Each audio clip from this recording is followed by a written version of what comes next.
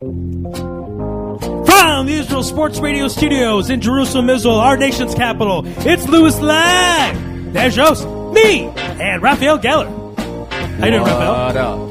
What's up, everybody? Hope everyone's doing well. Wednesday edition of Louis Live coming at you. Special 4-hour edition here at 5 p.m. until 9 p.m. Big loaded stars. We will start with Jim Williams, followed by Kevin Youkilis, former Red Sox, two-time world champion, now with the Chicago White Sox. And throughout the program, with any of our guests, feel free to send questions. We have a chat line facility. You can chat questions that way. Also through our Twitter, which is Israel Sports Rad. You can ask questions that way as well. We know Kevin and Jim are both very popular people in the world of sports. So any questions you have, you want us to pass along to them, feel free. Right. And, actually, I think everyone should not do it through chat. You should go through our Twitter. You should follow us at Israel Sports Rad. We even got a request last night from one of our followers to ask Mr. Youkilis, or Kevin Youkilis, about his time with the Portland Sea Dogs, I believe, which is AA or AAA, Portland, Maine, that is. So I told that follower, Ari, if you tell me that you're listening during our show, I will ask him about his time with Portland, because we want all our listeners to be able to ask, whatever they want to ask Kevin, because it's your show and it's our show. We want you to enjoy the interview. Absolutely. Want everyone to feel comfortable and feel like they're a part of the program. Very interactive show here on Louis Live on Israel Sports Radio. So a lot of news. We're going to speak with Jim Williams. He's a 7-time Emmy Award winner from the Washington Examiner.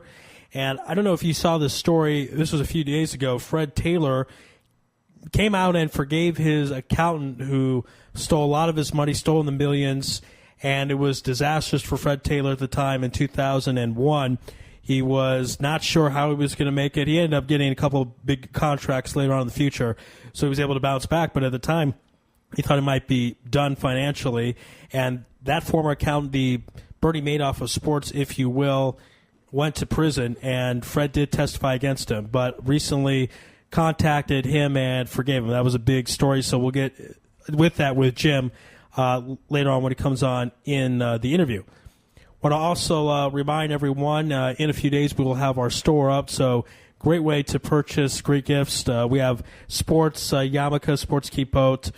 We have T-shirts, hats for sale, along with books, menorahs, other great items. So it's simply a treat to go on the store tab, and this is on our new website, which we have up right now on Israel Sports Radio. Thanks again to Moshe Kwiat for building the website. He did a fantastic job.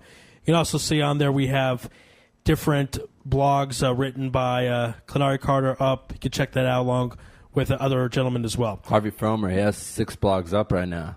Yes. Very interesting baseball material up there. Yes, indeed. So check all that. You can scroll on the site, also read about the About Us section, as well as Meet the Team, as you can learn more about myself, Raphael, our backgrounds, the backgrounds of Andy Gershman, as well, who's at the bottom, Ari Bluestein, Clenari Carter, Davidov, and all these great people. Mark Serber, who's our new soccer insider, who works for Fox. Anyway, we're going to call Jim. I'm going to start off with some basketball talk, and then Ari will move in and interesting story out of, actually, I guess I'm going to talk about something basketball, and Ari's going to talk about another really interesting story involving the famous Mark Cuban. Yes, remember the Mark Cuban and his decision regarding Jason Kidd and his legacy with the Dallas Mavericks. So we'll get into that with Jim Williams, who is a big fan of the program, of course, and the fans love him. He comes on once a week on Wednesdays here on Louis Live on Israel Sports Radio. So it's great to have Jim Williams from the Washington Examiner. And big stories on and on and on, in addition to the Mark Cuban situation as well. Now, one of the things that I want to talk about, some of the headlines while we're waiting for Jim. The Dodgers-Giants rivalry. We, of course, have had on Fred Claire last week. He's the former general manager of the Dodgers.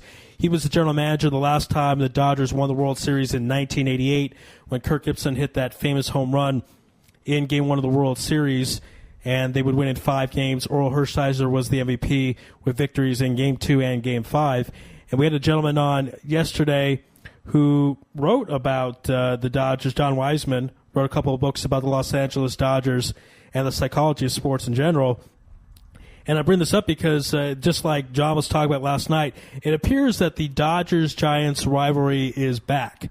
They, of course, extend the rivalry all the way back to New York when it was the Brooklyn Dodgers and the New York Giants, and they were playing in Ebbets Field and the Polo Grounds, and they had some great rivalries. It was basically one of those two teams would play the Yankees in the World Series, as they were generally the representatives of the National League. The Giants, of course, featured Willie Mays, and the Dodgers had Pee Wee Reese and Jackie Robinson. So a lot of big famous names throughout the 50s in the golden age of baseball and the ball club. And they would battle, and they would continue the battle even when they came out to California. The Dodgers pretty much have had the upper of the rivalry. But right now we're going to go out to Jim Williams. Jim, can you hear us? I can indeed. Jim, welcome to the program. It's a pleasure to have on now from the Washington Examiner, Jim Williams. And Raphael will get things started. Go ahead, Raphael. Hey, Jim, how you doing? I'm fine, Raphael. How are you, my friend? I am doing good, and let's start off with the biggest story, I think, right now in sports, and that would be Roger Clemens, who is announced that he is going to be playing for a team in the independent league. They're not even affiliated with any... It's the Sugarland team right outside of Houston. Right outside of Houston, exactly. And I mean, a lot of speculation is that if he can do well and he can get one game in the majors, they're going to push back his Hall of Fame induction for 5 years. So, Jim, what's up with all this? And I mean, what is Roger trying to do here? He's 50 years old now. Right. My guess is that he does not want to be in the toxic class of next year. And so what he's attempting to do is to pitch one game for the Houston Astros, which will automatically make it 6 years before he can be in another class for the Hall of Fame. The Hall of Fame means everything to Roger Clemens. I mean, that is absolutely 100% his main goal in life after baseball, was to become Hall of Famer Roger Clemens. And I think he feels that right now, with the class that brings you Barry Bonds, Rafael Palmeiro, and et al., that being in that class would not do him any good, and he certainly wouldn't be inducted into the Hall of Fame in that class. And so he's figuring that his best interest in getting into the Hall of Fame would be get one start with the with the Astros, and then basically that would eliminate him from the class coming up, and in 6 years' time, he feels that his chances and that of some other players in baseball might be better in getting into the Hall of Fame. So that's whether that's convoluted logic or there's no, the ruse of a comeback here is just totally insane. That's crazy. He is not coming back. He is coming back for a game, and it's to pitch for one game. It hopes to get him out of the retired situation, so he can then move forward and hopefully, as I say, distance himself from this class of Bonds and Palmeiro and the likes of those guys. Right, and I mean, yeah, you said it. He right now it's reported that his fastball is at 87. He says he can still pitch 4 pitches. I mean, is this it's no coincidence, Jim, that this independent team is out of Houston, right? No. I mean, Sugar Land, Texas is a suburb of Houston. So, I mean, and Roger has a personal services contract with the Astros. So, I mean, all it is, let's just cut to the chase. I mean, all this really is he needs to get, he hasn't pitched in quite a while. So, he needs some opportunity to have some competition, to get himself into shape, to throw the ball for 2 or 3 innings. And that's basically what it is. And the only way, I mean, there's no way you go, the Astros aren't going to put him on the roster now. I mean, at this point in time. They can add him to the roster anytime after September 1st if he were an actual, player. Well, to be an actual player, you actually have to be playing somewhere.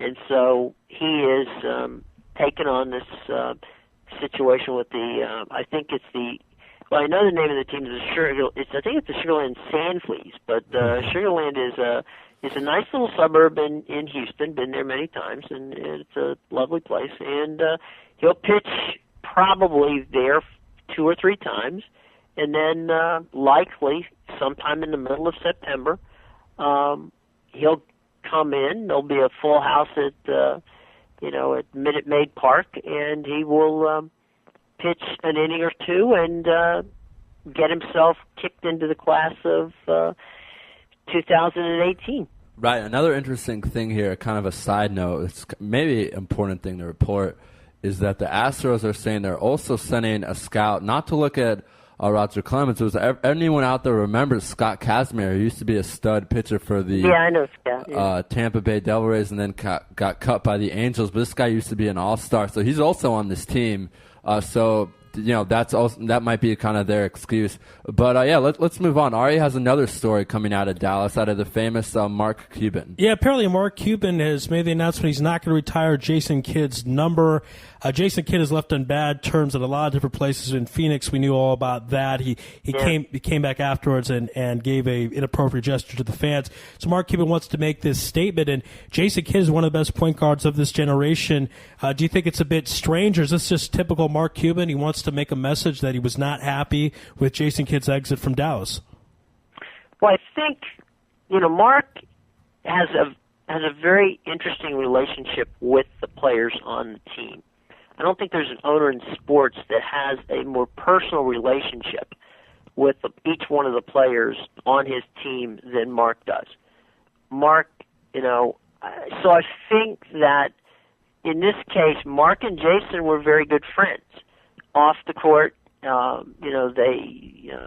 hung out together. Mark, they really had a very good relationship, and I think Mark felt that he wanted to do right by Jason and retire the number and all of this fun stuff. Well, then Jason decided he wanted to head to other greener pastures and go to New York. And I think Mark took it personally. And I think that this is a situation where it's Mark Cuban, who is a guy who is, your different kind of owner. There's no question about that. And I think that this is a situation where you've got Mark feeling in some way betrayed by the fact that, Jason wants to play somewhere other than Dallas. And so in that realm, I think that's where the problem is. The problem is that Mark and Jason, are close, and that Mark feels that Jason has betrayed, their friendship and the relationship with the Mavericks by, burning this bridge and not necessarily handling it in a way that Mark felt, was fair to either him or the Mavericks. Now that's Mark's side of the story, and certainly, we haven't heard a lot about Jason's side of it. So, it is, in this case, we're taking this, purely from Mark, who, has never had any problems hiding his emotions, whether they be about, the team he owns or the league that the team he owns plays in. David Stern once told me that Mark Cuban was the best ATM that the NBA had. That any time that there was an argument going on, usually Mark was good for $250,000 in fines. Yeah, absolutely. And Mark's certainly not shy of expressing himself, and this is what he thought he should do. And he did it, and he's Mark Cuban. He generally does what he wants to do. Right. He's a good guy. I mean, I got to tell you, I've known Mark for a long time, and I like him as a person. He really is a solid I don't think there's anybody who loves owning a team more than Mark does. And Mark has, wanted desperately to buy his his beloved Pittsburgh Pirates, but was unable to do so because of they just simply wouldn't sell it to him. And he tried on a number of occasions to get into to Major League Baseball, but that club doesn't want him as a member. Right, and just for all our listeners out there who thought that maybe Kevin Youkilis was at 10 a.m. or 5 p.m., he's actually going to be in 30 minutes. I don't know, or in 15 minutes. It's at 5:30 and 10:30. Jim, let's move on now to football. A weird move here out of the Jaguars, at least in my opinion. Their new owner, who bought the team towards the end of last year, has just been saying to Maurice Jones-Drew, is the leading rusher from last year. I don't care if you come back or not. There's some. I'm going to try and find some of these quotes. Train's leaving the station. Run, get on it. Obviously, he's not happy that what started as a very cordial and private conversation is now. It's getting really bad, and this is probably the best running back in the league, or top 5 at least. And if they don't have him in this year's team, they're in trouble, because who else do they have? They have a second-year quarterback who struggled last year. Not a lot of wide receivers.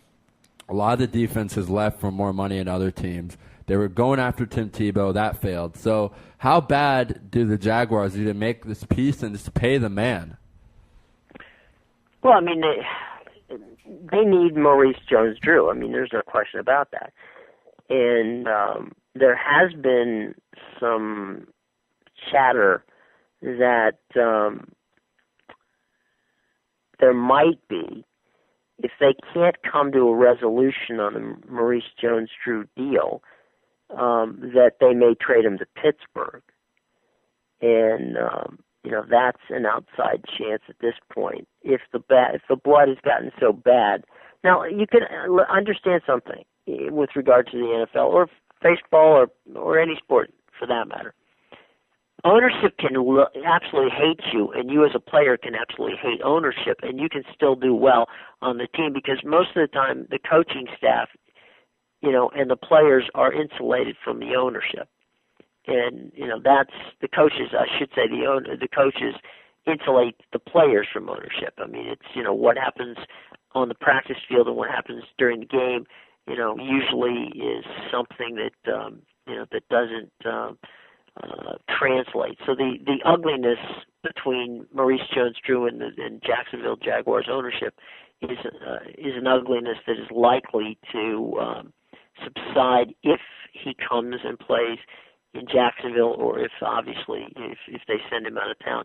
If they traded him, that would be insane to Pittsburgh, but it's a possibility. So right now, they're at a stalemate, and I don't think Maurice Jones-Drew, as a running back, wants to sit out any length of time, because that just doesn't help you as a running back. And I believe, if I'm not mistaken, that the Jaguars are going to play games in London from starting next year. Right, and so that's how can you go to? How can you? They were trying to. The owner was trying to say that it was okay that they were going to London potentially without their star, but I don't think that makes sense. You want to have your stars. His argument was like they're gonna enjoy watching people beat each other up. They don't really care about the names on the back, but that's not true. If you know English soccer, they're all about their stars and about. Right. So I don't buy that. I don't really know what Khan is doing here. He just bought the team at the end of the year. He got a lot of new staff and a lot of new things going on there. Just wanted to change the culture, but by arguing with by far the best player on your team, I don't even know who's the best. Jim, who's the second best player on the Jaguars? You have to think about it. There isn't a second best player. Right. On the Jaguars. Not when you're talking about Maurice Jones-Drew. It's Maurice Jones-Drew and 52 other guys. That's not to disparage the guys in Jacksonville, but Maurice Jones-Drew is a special guy. Jim, you were mentioning the 4 home games in London for the Jaguars, and I want you to kind of elaborate about that from a financial perspective. What does it mean for London's economy to have NFL games there, and is this just kind of a setup that NFL Commissioner Roger Goodell wants to have more of these games in Europe? 4 we've never seen that before, so if you could just elaborate a little more on that. Well, basically what happens here is they used to do one game in London every year, and it's basically for the expats in Europe to get to a football game. The National Football League, of all of the professional sports leagues, the NBA, the NHL, and Major League Baseball, has the absolute smallest footprint outside of North America. They just don't have a fan base outside of North America. They lost an absolute bloody fortune with NFL Europe. So clearly, what they're wanting to do is figuring that if they can take a franchise, and this is kind of a precursor to possibly having a London franchise, the franchise in London potentially, could be there, and it, frankly, for those of you who think that's kind of a wacky situation, well, actually, from the East Coast to London, it's actually a shorter flight from Miami to London than it is from Miami to Seattle.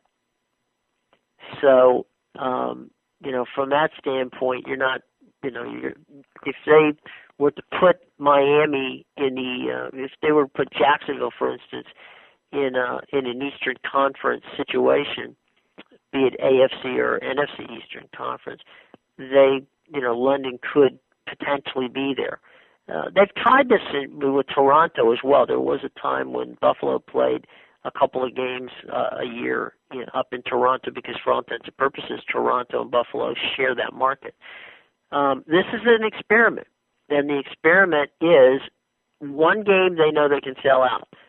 Can they sell out 4 games, in London with the Jacksonville Jaguars playing, obviously 4 different opponents each year? It's going to be an interesting experiment, and I know the people in Jacksonville aren't happy because, you have 8 games, and now you have 4, and that really just doesn't bode well for the Jaguar, fan base, which was attempting to, have a comeback.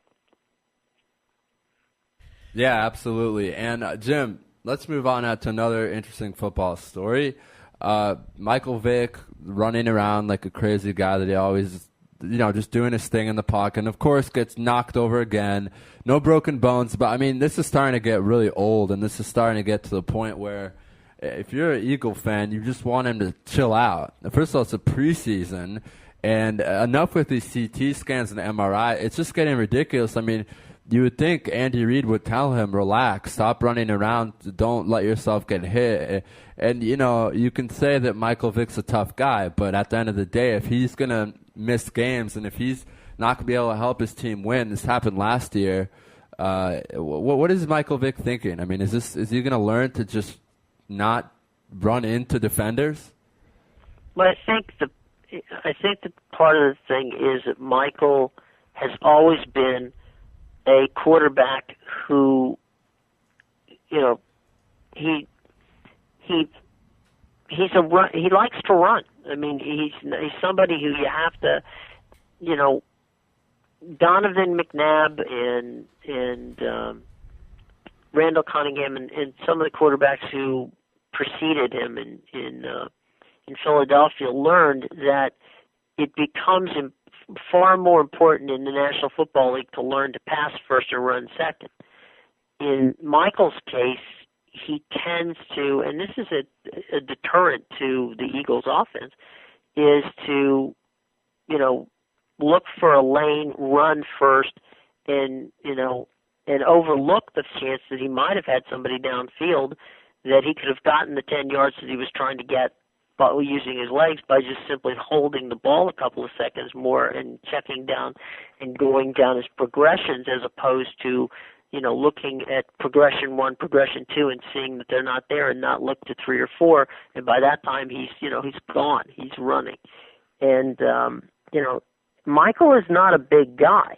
And, so he's not like Ben Roethlisberger or somebody like that who will, leave the pocket under duress, in the last second, and hope to, extend the play.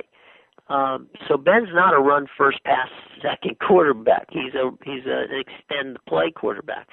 And I think what Andy would like to do is have, Michael learn to extend the play, get rid of the ball, complete the pass, as opposed to extend the play, run the ball, get hit by a linebacker, and get knocked out of the game. Yeah, Jim, Andy Reid, it's been such a horrible offseason for him, and now that Michael Vick is injured and all this, I don't know. But, Jim, we have one last question before we have Kevin Euclid on the line, and I'll let Ari take it. Yeah, basically, I want to ask about Fred Taylor. This was a report that came on Sunday. He forgave his former agent, a guy that he referred to as Pops, a guy that he looked up as a father figure that stole a lot of money, was kind of the Bernie Madoff of the sports world, and stole millions from Fred Taylor. Fred Taylor's life was in shambles around 2001. When that happened, was able to rebound and apparently called up his former agent and forgave him. And want to know kind of your thoughts, any inside information, why he decided to do this. Because I tell you, I like to be a forgiving person, but if someone stole millions of dollars from me, I don't think I would call them up, seek them out, and forgive them. Well, Fred is a born-again Christian, and religiously I think Fred, felt that it was important to him to reach out and to, forgive this guy. And he wanted to do it publicly because when the situation happened, it was pretty messy. So I think, Fred decided to as he publicly lambasted the guy when it happened, he felt that since he was going to be, to move forward and to be forgiving, he wanted to clear his conscience of this and move forward from that standpoint, which, as you say, is laudable. It's not necessarily what maybe you and I would like to think I'd be able to do it, but I'm not sure I could. Like you, I mean, somebody, squanders my money and I'm going to, tap him on the back and say, geez, that's okay, you stole my money, but, that's cool with me. But, I'm happy for Fred that he feels comfortable that he can do that. All right, well, Jim, we're at the end of our segment with you. We certainly appreciate your time, and I know that the fans are waiting, and myself included, to hear Uke. He's a great guy, and I want to make sure that I give you enough time to get him in there. Absolutely, yes. So we appreciate you'll be listening on the other side as Kevin Euclid will be up next. But absolutely. But thank you for being on Louis Live on Israel Sports Radio, and we look forward to you being on next week. Thanks, Jim. I'm looking forward to it, and looking forward to the interview with Uke. All right, see you later, Jim. All right, excellent. That was take care, bye. Bye-bye. That was Jim Williams, 7-time Emmy Award winner from the Washington Examiner, breaking down what's going on in the wild world of sports. We're not going to break for a commercial right now. We're going to dial up Kevin. Certainly appreciate his time. Kevin also is going to be in the book Modern Day Maccabees, which will be coming out shortly, authored by Andrew Gershman. And Andy told me that Kevin was a great interview in the book. So we're looking forward to him being a great interview on this program as well. Thank you for staying with us. Also, as I mentioned, the store will be up shortly. Great items for everyone to check out. Hats, T-shirts, books, menorahs, kippot, everything out there. So it's going to be great, great stuff, and we want everyone to go ahead and check it out. So we dial up Kevin momentarily. Very excited to have him Again, on. this is Louis Live on Israel Sports Radio. And if you have any questions, please tweet us at Israel Sports Rad. Yes, absolutely. We'll try to make this as interactive as possible for all the fans out there. And also, you can, if for some reason you don't want to go on Twitter, you can chat as well. Hi. Hello? Hello, am I speaking with Kevin? Hello, am I speaking with... this is Kevin. Hi, Kevin. This is Ari Louis. You're live on Louis Live on IsraelSportsRadio.com. How are you doing out there? Good. How you doing? Doing great. It's a pleasure to have on now former two-time World Series champion with the Boston Red Sox and three-time All-Star Kevin Youkilis. And Kevin, this is certainly a pleasure. You have quite the resume. You've done a lot of terrific things in the game of baseball. But first question I have for you is regarding the Hank Aaron Award in 2008. You had just a tremendous season in the top of RBI home runs in the American League, and Hank Aaron not only played at such a high level but did it with class. What did that mean to you to receive the Hank Aaron Award in 2008?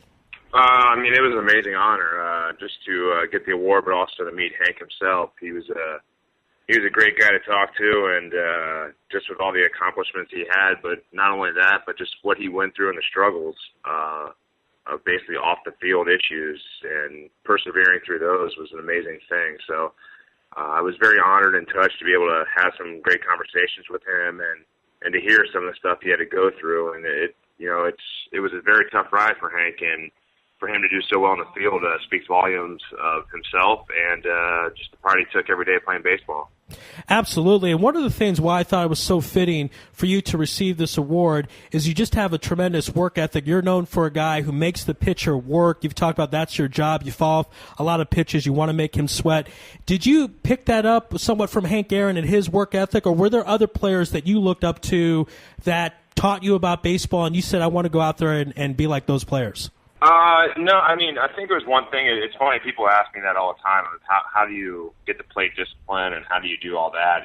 And for me, personally, I think it just came naturally to playing the game. And I know we talked about it a little bit in college, of basically just laying off certain pitches and laying off, we went over percentages of off-speed pitches thrown for strikes. But I always had a knack for it, I think. But I also understood what we were talking about in college, and some guys, have trouble with that. They like going up there and they can swing, and some guys are actually better when they go up there and they're more aggressive. It's a crazy game we play, and I was very fortunate to have one of the tools of laying off pitches from an early age, and it carried over on into the major leagues. And now I want to go to the 2009 All-Star Game. Of course, President Barack Obama threw out that first pitch, that game in St. Louis, and all the players got to spend some minutes with the president, meet him. You got to meet him as well. What was that like to meet the President of the United States? It was very cool. I've actually had the honor of meeting the past two presidents, and I've got to meet George Bush Sr. too. So I've had a very, very, very lucky life to be able to meet so many presidents in my lifetime, and a lot of it's through sports. And it's pretty unique to be able to meet the President of the United States, especially when they're in office. And it was a short, little brief, hello, but it's very, very cool to be able to get pictures taken and meet them. So your children along the way can really idolize what you did, I guess, and think it's really cool your life. Yeah, absolutely. Just a tremendous honor to meet the president. Of course, you met George W. Bush when you won 2 World Series with the Boston Red Sox. Of course, now with the White Sox. And congratulations on your Grand Slam home run last night against the Yankees. We have a lot of Yankee fans listening, but in any case, that was great you beat them, because I'm happy when the Yankees lose. So thank you for doing that for us. Yeah, no problem. Now, I want to go to your first game back at Fenway Park as a member of the White Sox, because you've complimented the Red Sox fans so much, talking about how they're just a tremendous group of people as far as their intense love for the game. They gave you a standing ovation. What did that mean to you? Because the Red Sox fans don't always do that. When someone comes from another team and they used to play for the Red Sox, sometimes they don't applaud, sometimes they're not so nice, but they gave you a standing ovation. How much did that mean to you when you went back to Fenway Park? It meant a lot. I think, the people of Boston and the greater New England area, should I say Red Sox Nation, there's so many great fans out there. And, it was an honor just to be able to come back and play, and it felt like playing at home again.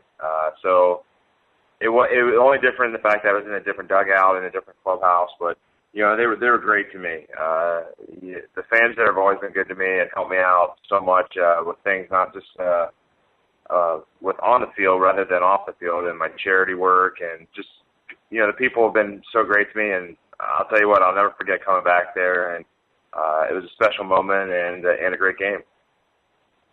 Yeah, just a tremendous moment. And again, I love Fenway Park ever since I was a child and love their fans as well. Kevin, I want to introduce you now to my co-host, Raphael Geller, who has some questions for you as well. Go ahead, take away, Raphael. Thank you so much, Kevin, for joining us. We really, really appreciate it. And, No problem. living in Indiana, I want to ask you, when you were deciding to go to college, it was down between Butler and Cincinnati. So I'm just kind of curious, Butler? Why Butler? Why was Butler one of the choices?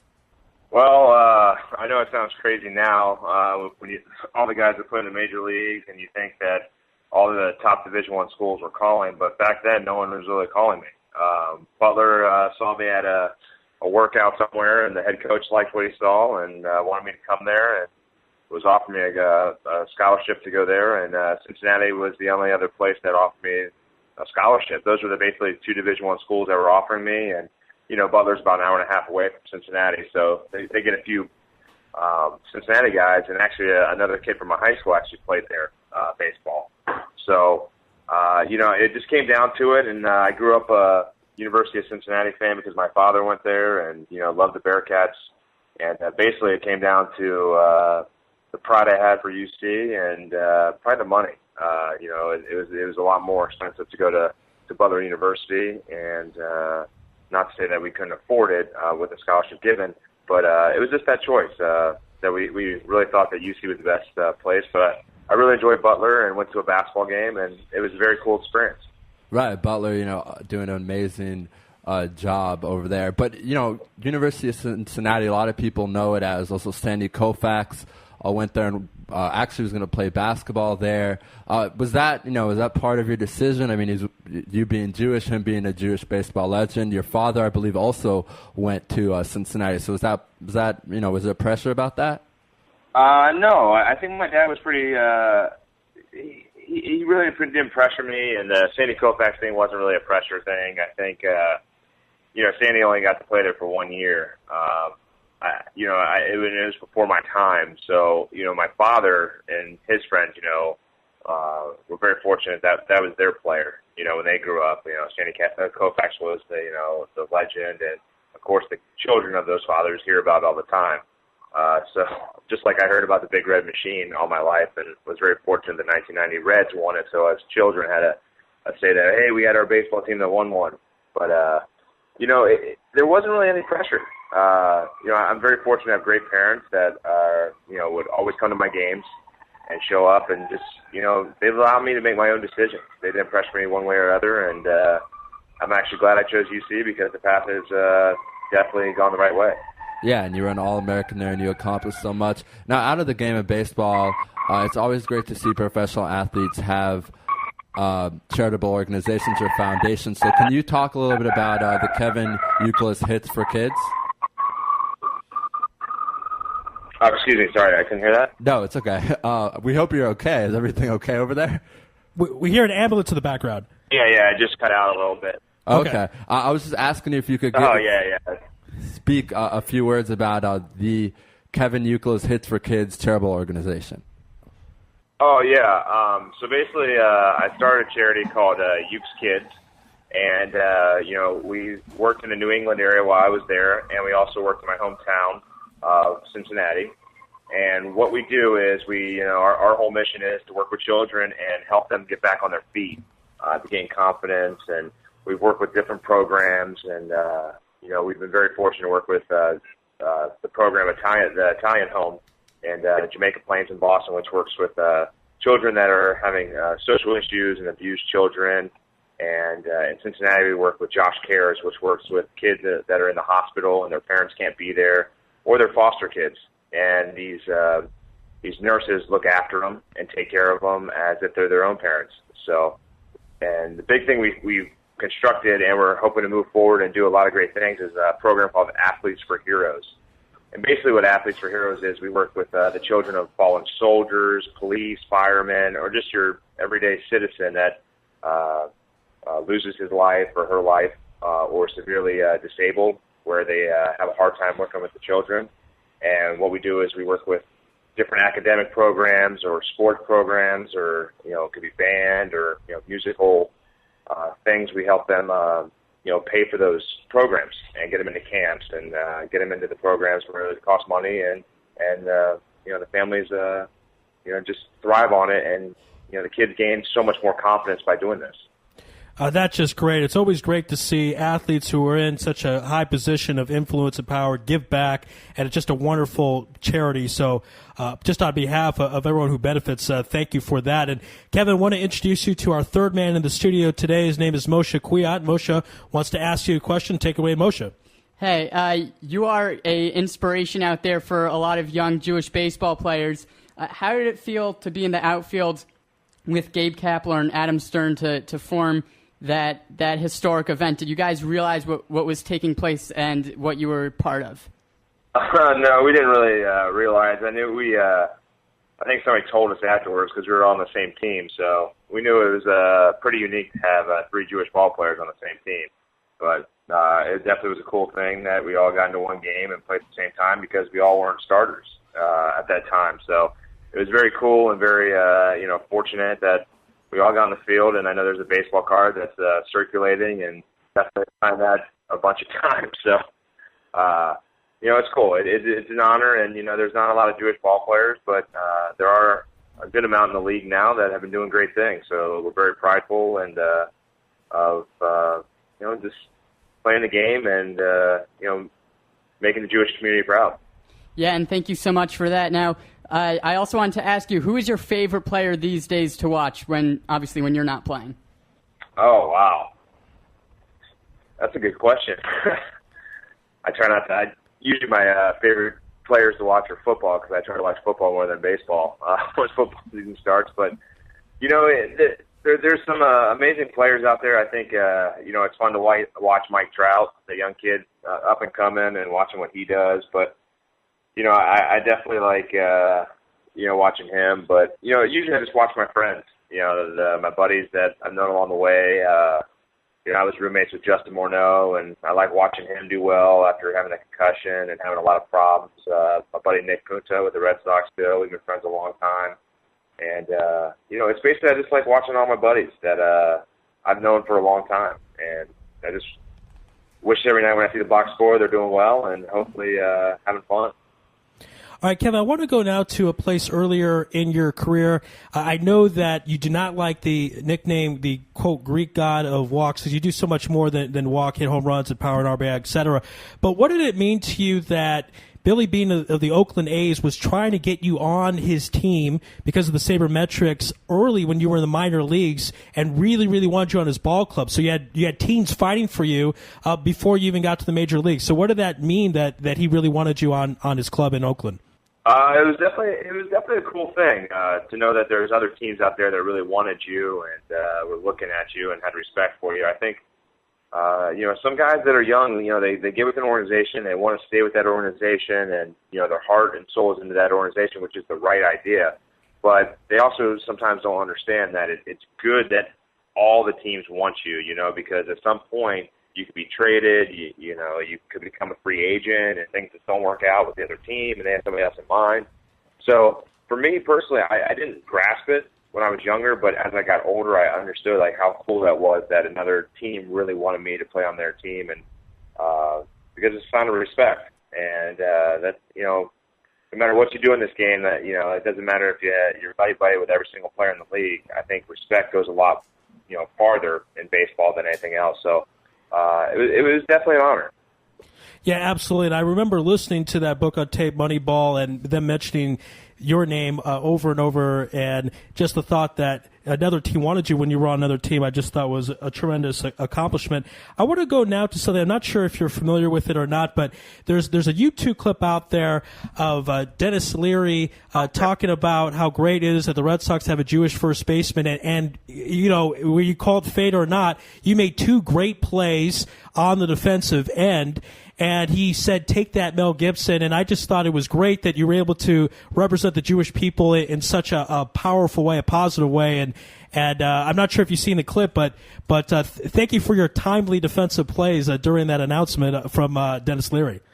Oh, yeah, I definitely seen it quite a few times. And actually, the funny thing was, that was Lenny Clark that actually said that. they both were in there, and Lenny was the one that was yelling it the most. Lenny, I've known Lenny a long time now, since playing in Boston, and he's helped out with our charity and done some stuff, and he's just absolutely a riot.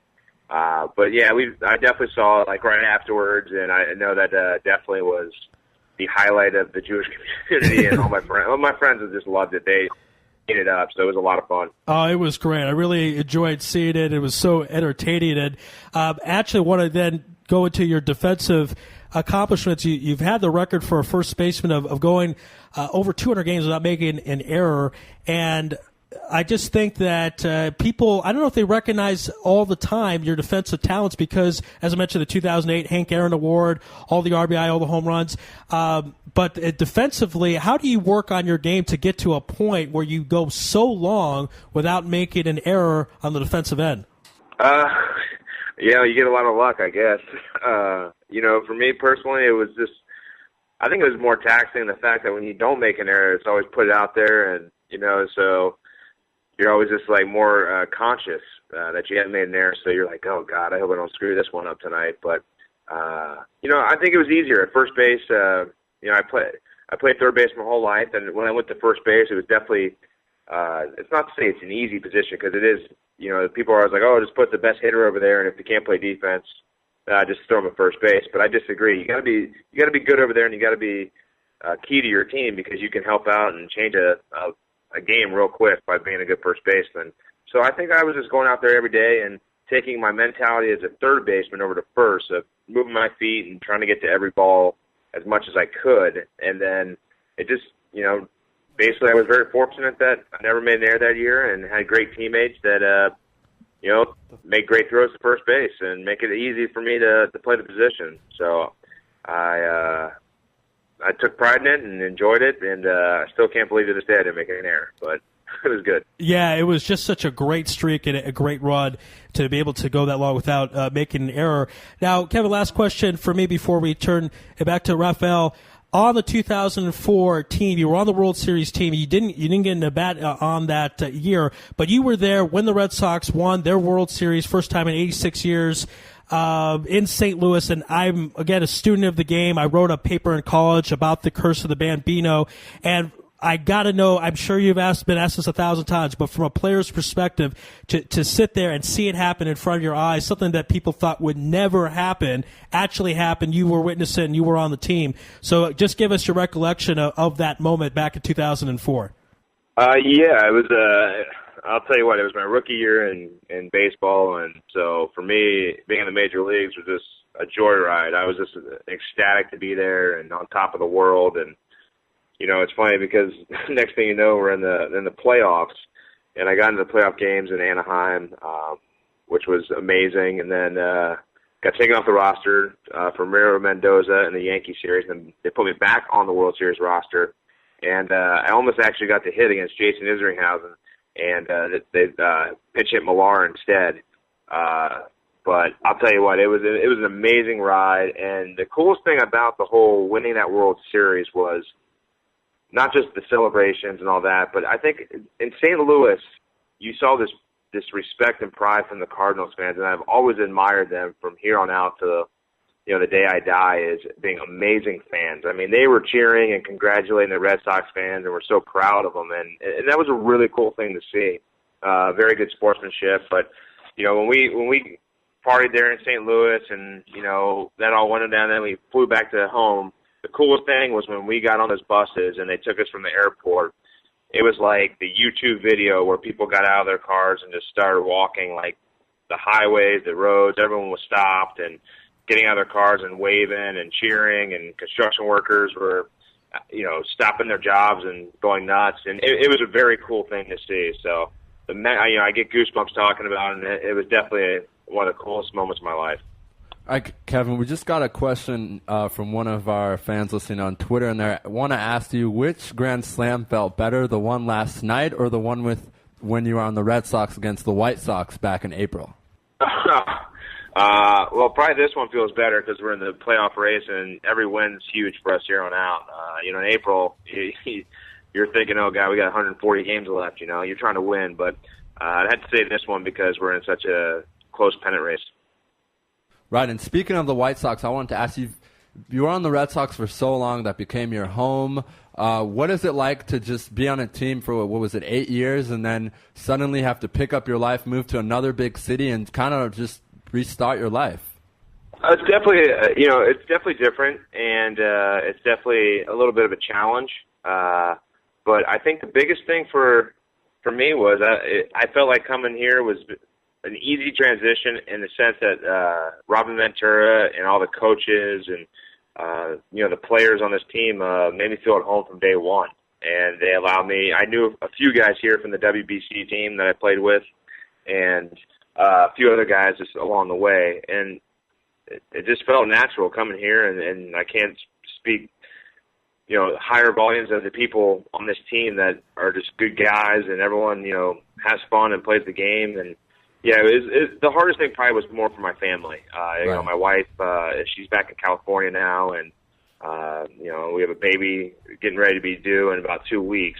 So that's probably the hardest transition, is being away from her and not being able to see her. So that's the toughest thing for me. Okay, and I wanted Mazal Tov. That's very exciting to have a child. So, very congratulations. Last question for you, Kevin. Thank you. Before we let you go, it's a question that our listeners right now want to know the answer to. We don't want to put you on the spot, but everyone knows the Israel baseball national team might be playing in the World Baseball Classic if we can qualify in September. Again, not putting you on the spot, but we'd like to know, have you thought about playing if they qualify in March? I mean, have you been approached? What are your thoughts on maybe just the team being in the position to compete in March? Well, yeah, I mean, that's definitely something that we're definitely, if they qualify and make it, I know there's a group of us guys that are looking to play. So, I think if they qualify, that'll be something. Hopefully, if I'm healthy and ready to play, I'll definitely play for them. Okay, great. I think everyone in Israel is cheering right now, so it's very great to hear. All right, Kevin, this has certainly been... Yeah, we got a few guys. Yeah, it would be great if you could, if the team works out and they qualify, because you could have Sean Green out there as well, and you guys could play together, and it would just be a chance for Israel to really show its stuff in the baseball world. But we're going to let you go. We know you're very busy. We know you're in a pennant race with the Chicago White Sox, so we hope all goes well with that ball club, and congratulations on having a child soon into the world. This has been an honor and a privilege having you on Louis Live on Israel Sports Radio. Thank you so much, and again, good luck the rest of the way. All right, guys. Thank you. Thanks, Kevin. All right, be well. All right, that was 3-time All-Star and 2-time World Series champion Kevin Youkilis here on Israel Sports Radio. We're going to take a commercial, and we'll be back after this. This is Louis Live on Israel Sports Radio.com. And on the other side, another not weird, but a good interview just after that interview with the Netherlands national baseball coach. Yes, so that'll be on the other side. Take a listen to that as we get ready for that interview. This is Louis Live on IsraelSportsRadio.com. You're tuned in to the only all-sports talk network in the Middle East, IsraelSportsRadio.com. This is Tamar Cass, and you're listening to Israel Sports Radio. Shalom from the United States. I'm Gina Pitts. Parrish Graham. Mike Pitts. Roosevelt Hall. Mike Roy. We're your friends from the Pro Sports Lives radio show on WAFS Biz 1190 AM. You're listening to Louis Live. Broadcasting live from Israel. IsraelSportsRadio.com. Sports Strain CC, compression fit, UV protection, moisture wicking, anti-odor, and physique enhancing. Certified by the Circle K. Sports Strange is a revolutionary CC garment that features high-performance properties and a compression fit, offering the wearer ultimate comfort and style for sports and everyday wear. Custom logos and team jerseys are available. For orders, please visit TamirGoodman.com. That's TamirGoodman.com. Broadcasting live from Jerusalem, IsraelSportsRadio.com. Support Barak Netanya, Israeli professional basketball team, as they give back to the children of Netanya through Netanya Hoops for Kids. Netanya Hoops for Kids serves all of the children of Netanya, especially the ones that need us most. Through basketball clinics held by professional players, at-risk children learn life skills like teamwork, communication, discipline, and community responsibility from real-life heroes. Netanya Hoops for Kids partners with the municipality, schools, and local nonprofits to bring thousands of children to basketball games each season. Join us as a donor, partner, or fan. One city, one team, one family. www.netanyahoopsforkids.org. The biggest names in sports are all on IsraelSportsRadio.com.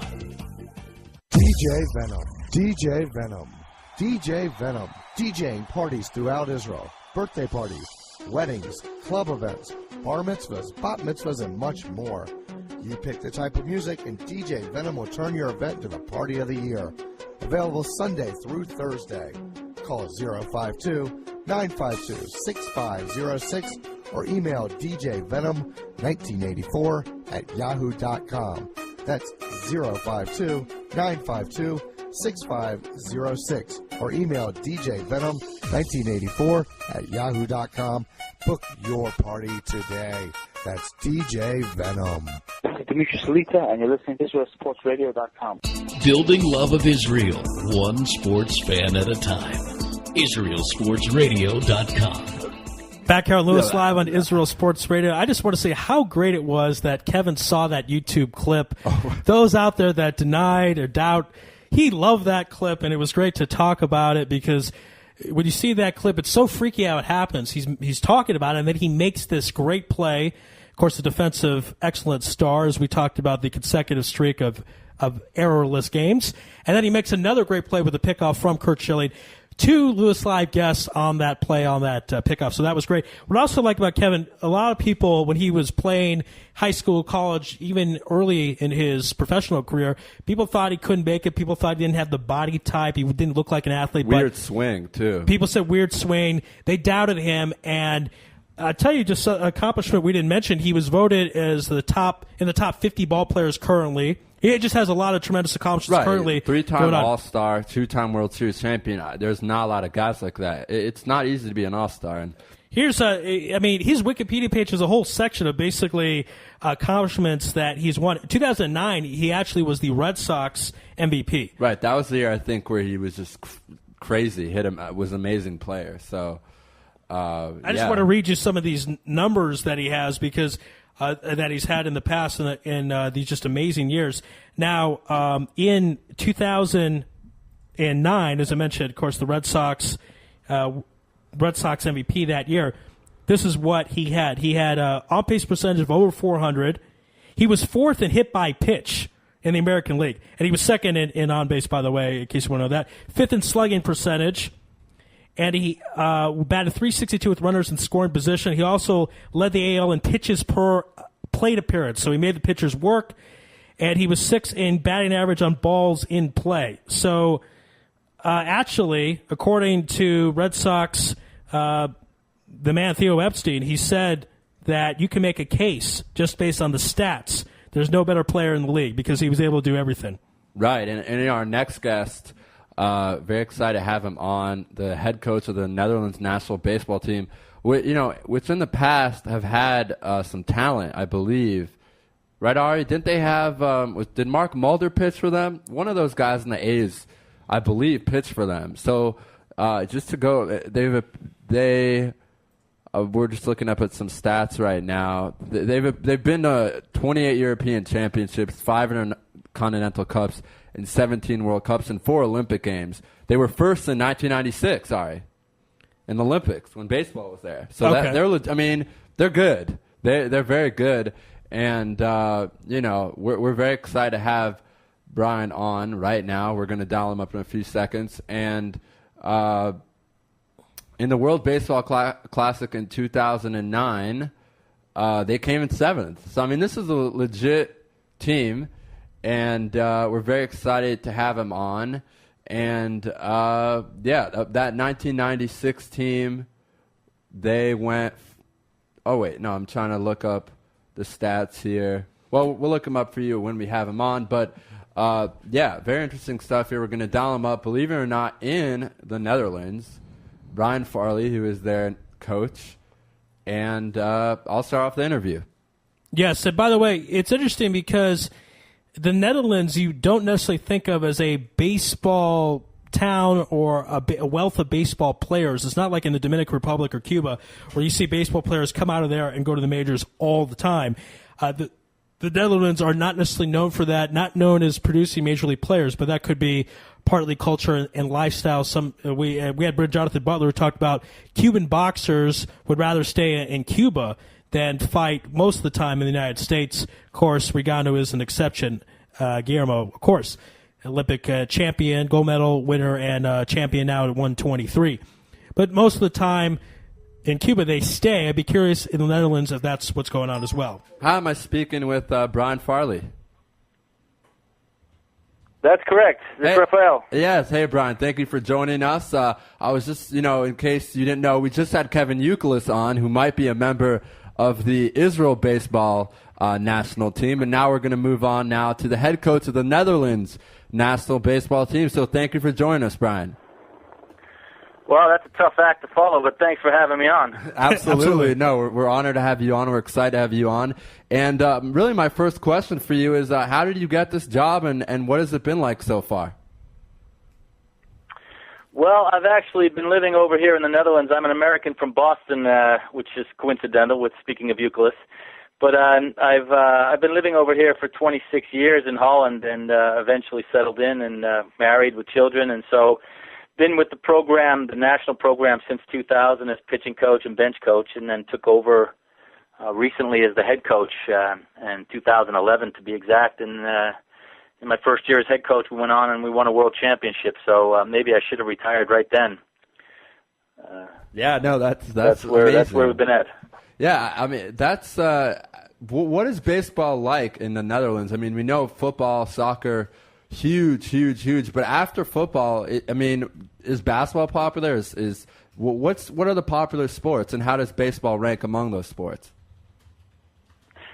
Well, football is soccer, as we call it in the States, is the overwhelming number one, and then you'd probably get down to other sports. Men's and women's field hockey is a very big sport over here with about 250,000 members. Then you're probably looking at tennis, and golf is on the rise, somewhere over the 100,000 of members. But baseball is relatively small, not just in the Netherlands, but in Europe in general, with approximately, I believe, 75,000 members throughout Europe. It may be even less, to be honest, but it's not a lot. And we've got about 15,000 players from whatever age, all the way from 6 to 60, that play baseball in the Netherlands. So it's quite a small group, select group.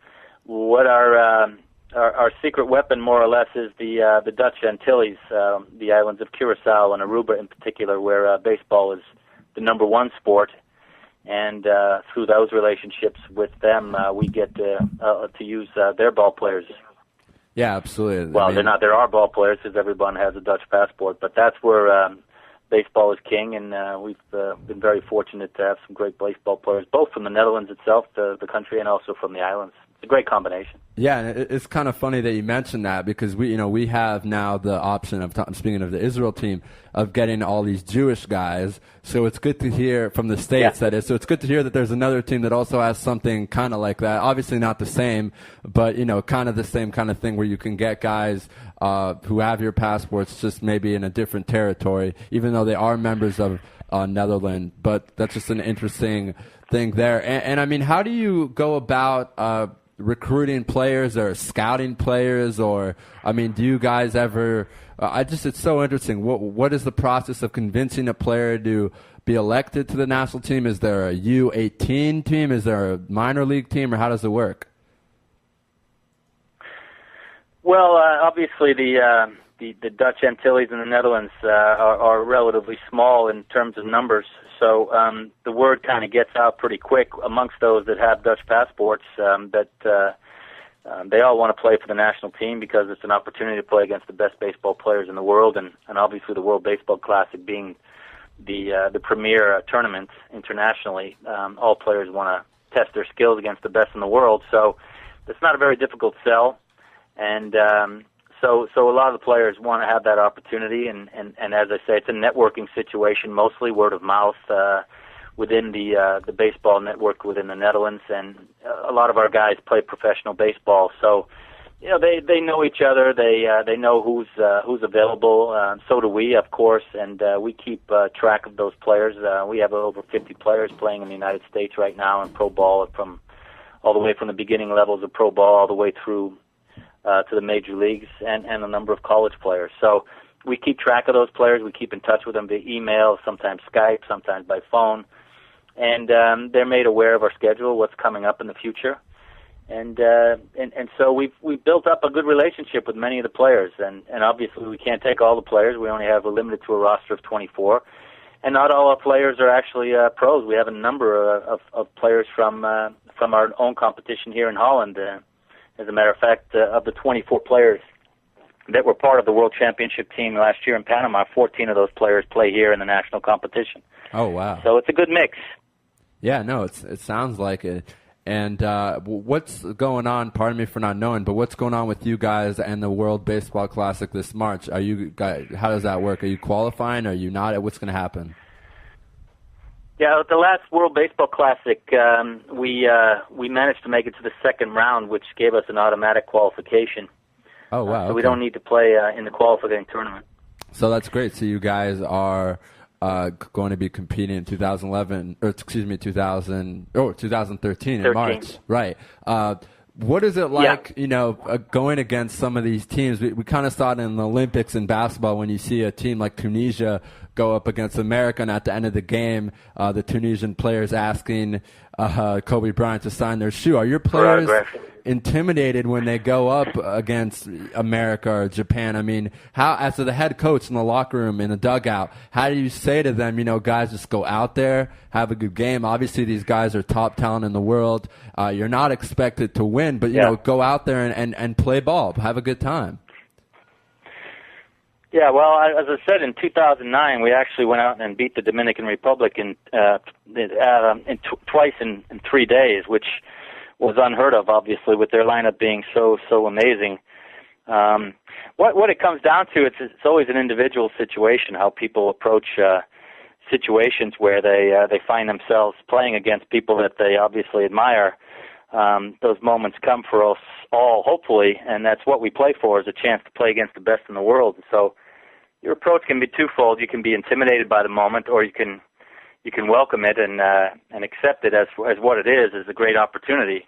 And we try to obviously stress the latter, not the former, in terms of the way we want to get our guys ready for that opportunity. I mean, my God, that's what we all play for. In the end, is not to win, but to have an opportunity to play against the greatest players in the world, to test your skills against the greatest, and then still come out victorious. Now that's the satisfaction. There's the fulfillment, and so we look at it from that approach, because if you win 25-0 against an opponent that doesn't really have the skills to play against you, there's no satisfaction whatsoever.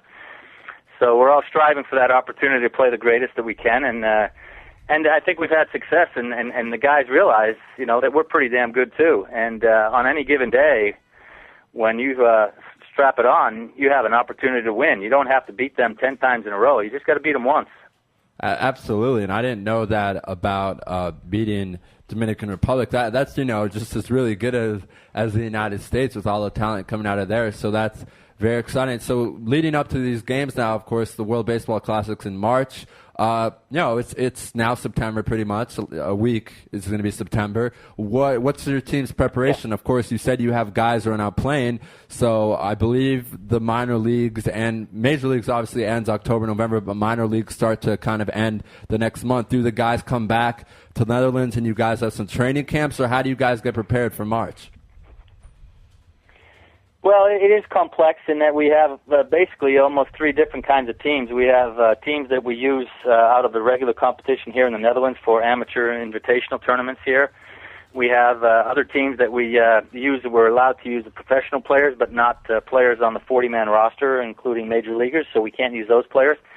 It's only really once every 4 years that we have the opportunity to use all our players, and that goes for every country, to bring the best players in, due to the difficulty of schedule and getting major league players out of the season. So So basically, I have 3 different teams, and this World Baseball Classic team allows us to use the best players we have against the best in the world, and that's great. But to get them all together is, all, as you can imagine, quite difficult, and many of them have their own programs and schedules, and obviously are under contract to organizations. So what we do is we keep in touch. We delegate a lot of the conditioning and routines to the players themselves. These are men, and they have their own routines. They're major leaguers in many cases, so they know how to get themselves in shape. They know how to prepare themselves. And then we meet approximately 3 weeks before the tournament starts, and then we get our routines together. We talk about our philosophy and look at our situational defense and things of that nature that need to be taken care of, signs and so forth, and then basically strap it on. But there's not a lot of time that we have together, and that's due to, in many cases, the distance that we have. And I'm talking in particular about the World Baseball Classic, obviously. Other tournaments we have the ability to get together more often. We also make a trip in the wintertime to the islands to get in touch with our players again that live there as well. So we're very busy and in communication. We have great relationships with our players. They know what to expect from us. We know what to expect from them. We're very clear in communicating our expectations. And again, these are men, and they're at a point in their career where their skill level is high enough that we feel comfortable delegating some of those things to them, and where we don't feel comfortable doing that, we'll take that lead. Absolutely. But it's a very good situation for us. Yeah, and what? Go ahead, Rafael. I'm done. Yeah, no, that was great. What are you guys expecting? I mean, do you have goals going into the tournament, or it's just play as hard as you can and see what happens, or do you guys have a goal? We want to come in 5th place and 4th place and 2nd place and 10th place. How does it work? Yeah. Well, I think result goals are dangerous. I mean, obviously, you want to make it to the second round, and then you reevaluate, you refocus. I don't know if you're familiar with the World Baseball Classic, but it's a difficult tournament in that you basically have 3 other opponents, and it's a double elimination. So the idea is to win 2 before you lose 2. If you win 2 before you lose 2, you go to the next round. And that sounds easy, but it's very difficult because 2 games in baseball can be dominated by pitching quite quickly, and it's not always a great indication of the best team over a course of a long period of time.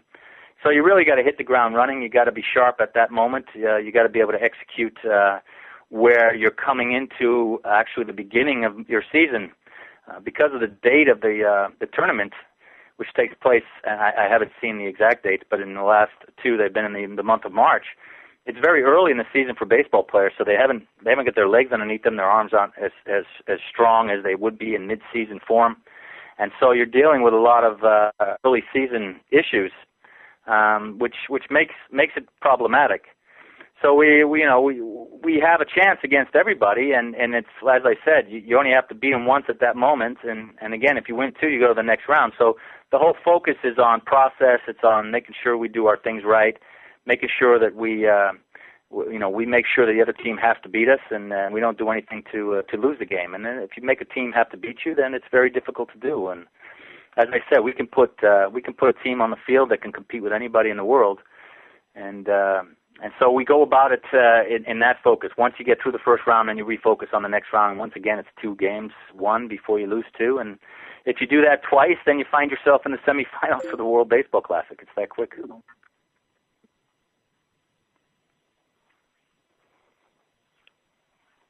Have I lost you? Yeah, no, we're here with you. Sorry, I think we lost you for a second, but I was saying that's one of the most amazing things about baseball. You look at just all these series where the 8th seed, or not the 8th seed, but a wild card team is able to knock off one of the top teams in the major leagues, just baseball history.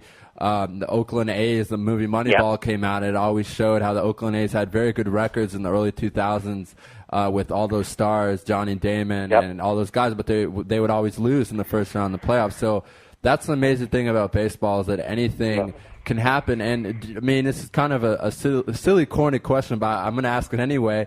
Do your players believe, Brian, that they can win? I mean, do they go in with the attitude that they're just going to show up, or do they say, hey, we came to win?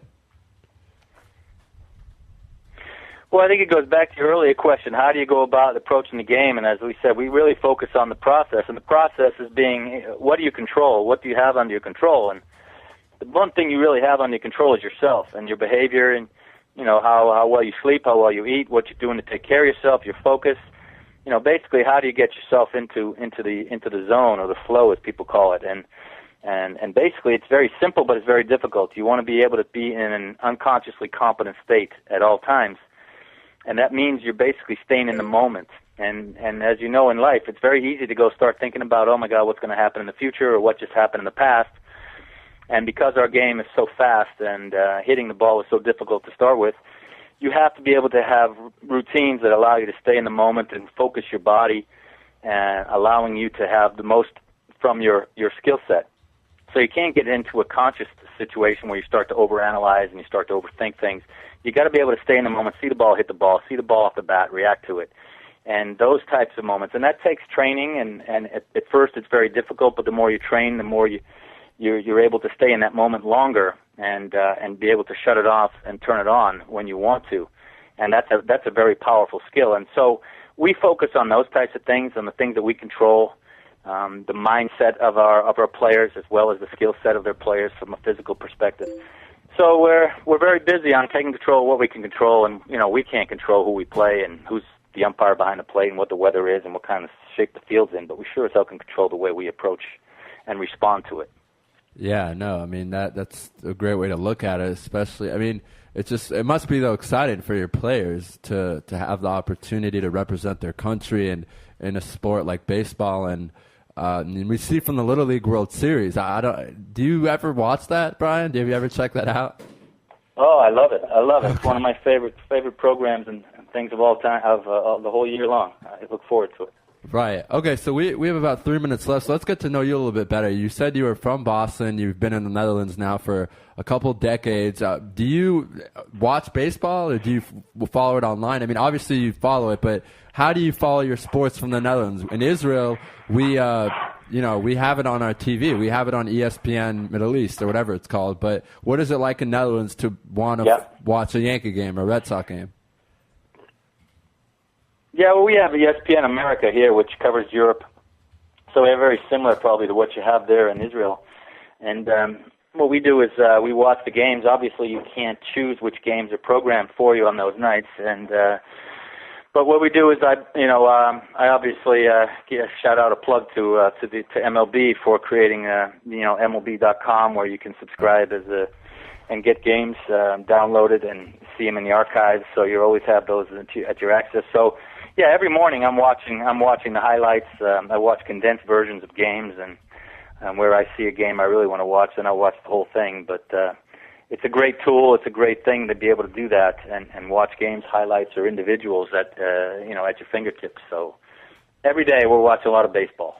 And do you miss it? Do you miss being in America and being able to go to a ballpark? Do you go in the summer, or how does it work? I don't get much chance to go back, obviously, because the summer tournaments are very busy for us, and that's my time to really get my work in. So, but I try to get back every winter as well. I also scout in Europe for the Red Sox. So I try to get back to every spring training.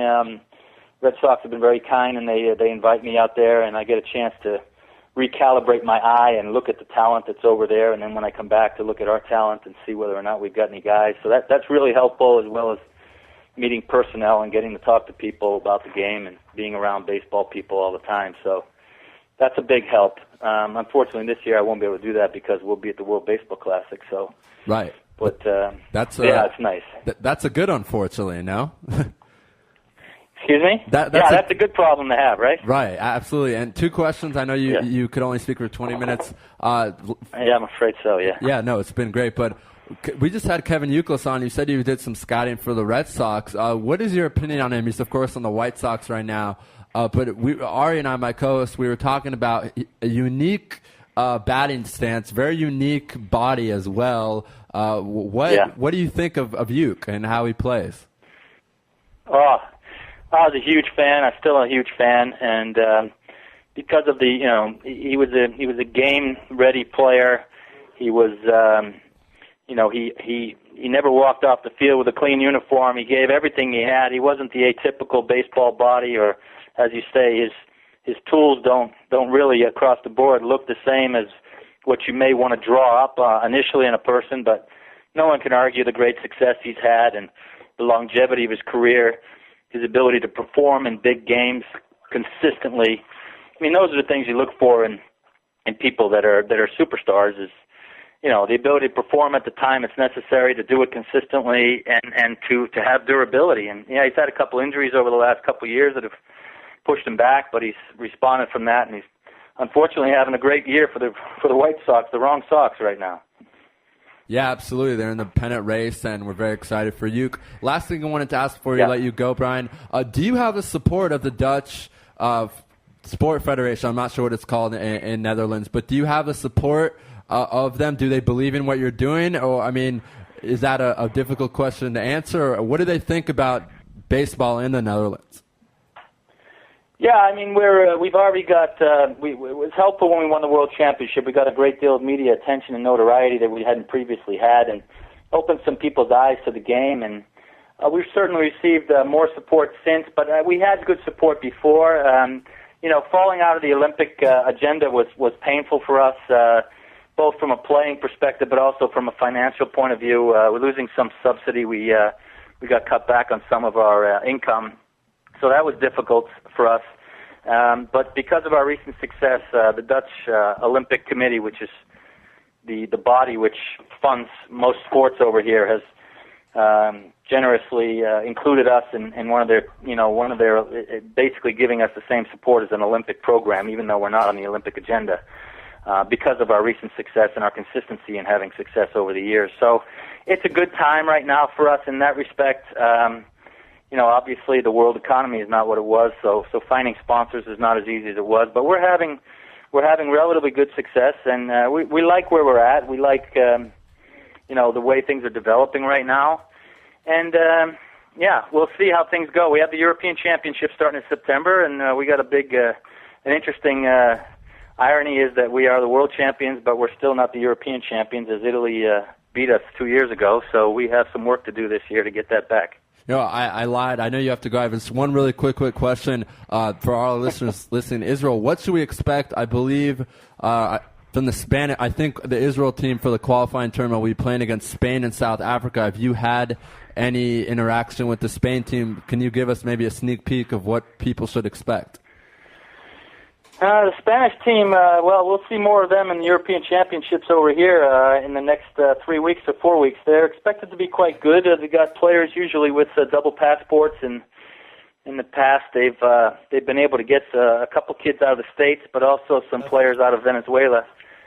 So I would expect them to be pretty tough, and certainly not unbeatable. And I know that the Israeli team has done really well in recruiting a team. I haven't seen the roster, but my understanding is there's quite a few of minor league players that are going to be playing for Israel in the tournament. So I would expect that you have a very good chance, but it'll be Spain will give you a good game. Yeah, we just actually got Kevin Youkilis to confirm us that if we do qualify in the September tournament, that he will participate in March. So that's a very big news for us, a 3-time All-Star. That's wonderful. Anyway, Brian, it's been an absolute pleasure. Thank you so much for joining us. Love to have you on maybe later in the year before the Baseball Classic, and good luck in the European Championships in September. Thanks to you as well, Raphael, and to you all as well. Much success and the best of luck over there in Jupiter and in the coming months. Right. Thank you very much. Have a great afternoon. Okay. Thank you. You too. Thanks. Bye-bye. All right. It's good to know that we have allies in the Netherlands, because a lot of Europe does hate us, Ari. I mean... Yeah, but wouldn't it be interesting if Israel and the Netherlands somehow play in the championship? I mean, you never know. It's a weird... honestly... Oh, in the World Baseball Classic? Yeah, in the WBC. Yeah, Israel... I mean, we just got Uke to tell us he's playing. He goes up to his buddy Braun and maybe to Ian Kinsler, and this suddenly becomes a team that maybe is the favorite besides America... maybe Japan and Dominican Republic comes the number 4 team. That's awesome. So, and it's an interesting tournament because it's not like they're playing 100 games. It's very short. It's a few weeks. It's very short, and anyone can win it. We'll have a lot of coverage of it in March, hopefully, and in September. All right, we should try and see if we could maybe broadcast it somehow, maybe watch it on TV or through a stream and broadcast it, because I'm sure a lot of people in Israel would be really interested. That's a good idea, isn't it? Yes, we should contact talk to them, because we'd love to do that. And this team that's going to be playing in September, if they do qualify for March, unfortunately for this team, and it's kind of not a mean thing to say, but a lot of this team will not be participating. Right. They're kind of doing Israel a favor, taking one for the team, literally. Well, we'll see what happens. I mean, if they can get Marquis, Ike Davis, on and on. Scott Feldman, Ryan Braun, Euclid just said he'd play. I mean, there's a lot of guys in the majors. There's more who I just can't think of right now that aren't maybe stars but that play. Fooled from the Tampa Bay Rays is also a Jewish. So they can get those guys. No offense to the single-A, double-A, triple-A guys, but, I'm not going to. It's the way it is. Yeah, it's the way it is. Let's take a commercial, though. Great show. 4-hour show, an hour and a half down. 2.5 hours to go. On the other side, we're very excited to have ESPN's Mark Robbins. Right, and he is unique in a way where he's not – no one in America probably knows who he is, but everyone in the world does, because he works for ESPN International. I mean, when you're watching a football game and it's kind of dubbed in, it's not the radio, it's not, CBS or Fox. He's the one talking, I believe. We'll ask him more about that, about what exactly does it mean to work for ESPN International. He also is an instructor at the Connecticut School of Broadcasting, which is a very good school for people who want to go into broadcasting. Very excited to have him on. We're going to really talk about a lot of stuff. We're going to kind of in the green room confirm what we can talk about with him.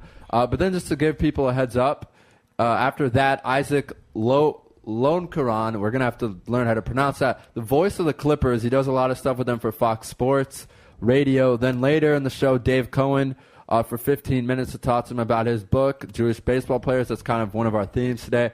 And our own Clenari Carter. And then a little soccer, Ari, because you got to have. And then a very interesting guest to end the 4 hours. So George, only know him as George, by the way, from the NFLPA. So this is a great show. I mean, Jim Williams, Kevin Euclid, Netherlands National Baseball, ESPN, Clippers, some Georgia State football, some Atlanta Hawks, maybe Atlanta Falcons, some soccer in Europe, and then finish it off with maybe some concussion talk, I think. Yeah, that's certainly been a topic that's been a much discussion about when players know they have concussions, when they do not, how it affects them long term. But on the other side will be ESPN's Mark Robbins. This is Louis Live on IsraelSportsRadio.com. You're tuned in to the only all-sports talk network in the Middle East, IsraelSportsRadio.com. This is Tamar Cass, and you're listening to Israel Sports Radio. Shalom from the United States. I'm Gina Pitts. Parrish Graham. Mike Pitts. Roosevelt Hall. Mike Roy. We're your friends from the Pro Sports Lives radio show on WAFS Biz 1190 AM. You're listening to Louis Live. Broadcasting live from Israel. IsraelSportsRadio.com. Sports Strain Seat C, Compression Fit, UV Protection, Moisture Wicking, Anti-Odor, and Physique Enhancing. Certified by the Circle K. Sports Strains is a revolutionary Tzitzit garment that features high-performance properties and a compression fit, offering the wearer ultimate comfort and style for sports and everyday wear. Custom logos and team jerseys are available. For orders, please visit TamirGoodman.com. That's TamirGoodman.com. Broadcasting live from Jerusalem, IsraelSportsRadio.com. Support Barak Netanya, Israeli professional basketball team, as they give back to the children of Netanya through Netanya Hoops for Kids. Netanya Hoops for Kids serves all of the children of Netanya, especially the ones that need us most. Through basketball clinics held by professional players, at-risk children learn life skills like teamwork, communication, discipline, and community responsibility from real-life heroes. Netanya Hoops for Kids partners with the municipality, schools, and local nonprofits to bring thousands of children to basketball games each season. Join us as a donor, partner, or fan. One city, one team, one family. www.netanyahoopsforkids.org. The biggest names in sports are all on IsraelSportsRadio.com. DJ Venom, DJ Venom, DJ Venom, DJing parties throughout Israel, birthday parties, weddings, club events, bar mitzvahs, bat mitzvahs, and much more. You pick the type of music, and DJ Venom will turn your event to the party of the year. Available Sunday through Thursday. Call 052-952-6506 or email djvenom1984@yahoo.com. That's 052-952-6506 or email djvenom1984@yahoo.com. Book your party today. That's DJ Venom. This is Dimitri Salita, and you're listening to IsraelSportsRadio.com. Building love of Israel, one sports fan at a time. IsraelSportsRadio.com. Back here on Louis Live on IsraelSportsRadio.com. In our second hour, in the bottom of the hour, we're going to bring on Mark Robbins, who, of course, is from ESPN International. So we'll find out more how he represents the international community, or represents ESPN in the international community, and what his job entails. And then we'll get to a lot of great sports talk with him. Of course, certainly a knowledgeable and expert on the current stuff in sports. Right. So we'll dial up Mark Robbins. I want to remind everyone we're working on getting the store up soon. So when that's up, tell your friends, tell your family, even tell your enemies, whoever you like. The more people come on the store, the better. As we have great items such as T-shirts, hats, books, and much, much more. But right now, we'll dial up Mark Robbins from ESPN, the worldwide leader of sports, according to ESPN. That's their tagline. It is. They've changed it a couple times. Does not wish to talk to callers who block their numbers. If you wish to Okay, so interesting. Okay, so it appears that we cannot call Mark because we're calling internationally from. Let's see if we can figure this out. Until then, Ari, let's kind of give a preview to everyone what we were going to talk about with him about the finals and the Dwight Howard trade. So take that away. Yeah, basically, Dwight Howard, Steve Nash going to the Phoenix Suns, to the Los Angeles Lakers, Nash from the Suns.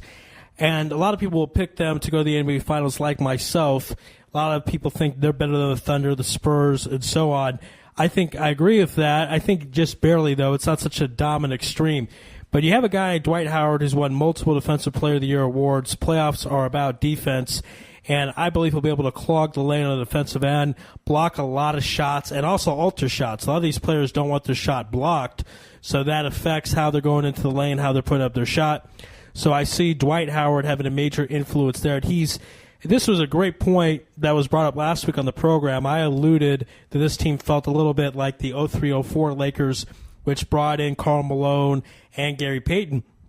And our guest brought to the point, but Dwight Howard is a lot younger than them. And he is. Dwight Howard was about 10 years younger than when Malone came to the Lakers. So he has a lot left in the tank. Nash, more on the older side, of course, 38 years old, signed that 3-year contract. So we're not sure how much he has left in the tank. Again, last year he was second in assist in the league to Rajon Rondo. So I believe he does have something left. And he also compiled all those assists on a team which was not a good team. And now he'll have Kobe Bryant, Paul Gasol to dish off to. Hello. Hey, am I speaking with Mark Robbins? Yes, this is Mark. Is this Raphael? This is Raphael. How you doing, Mark?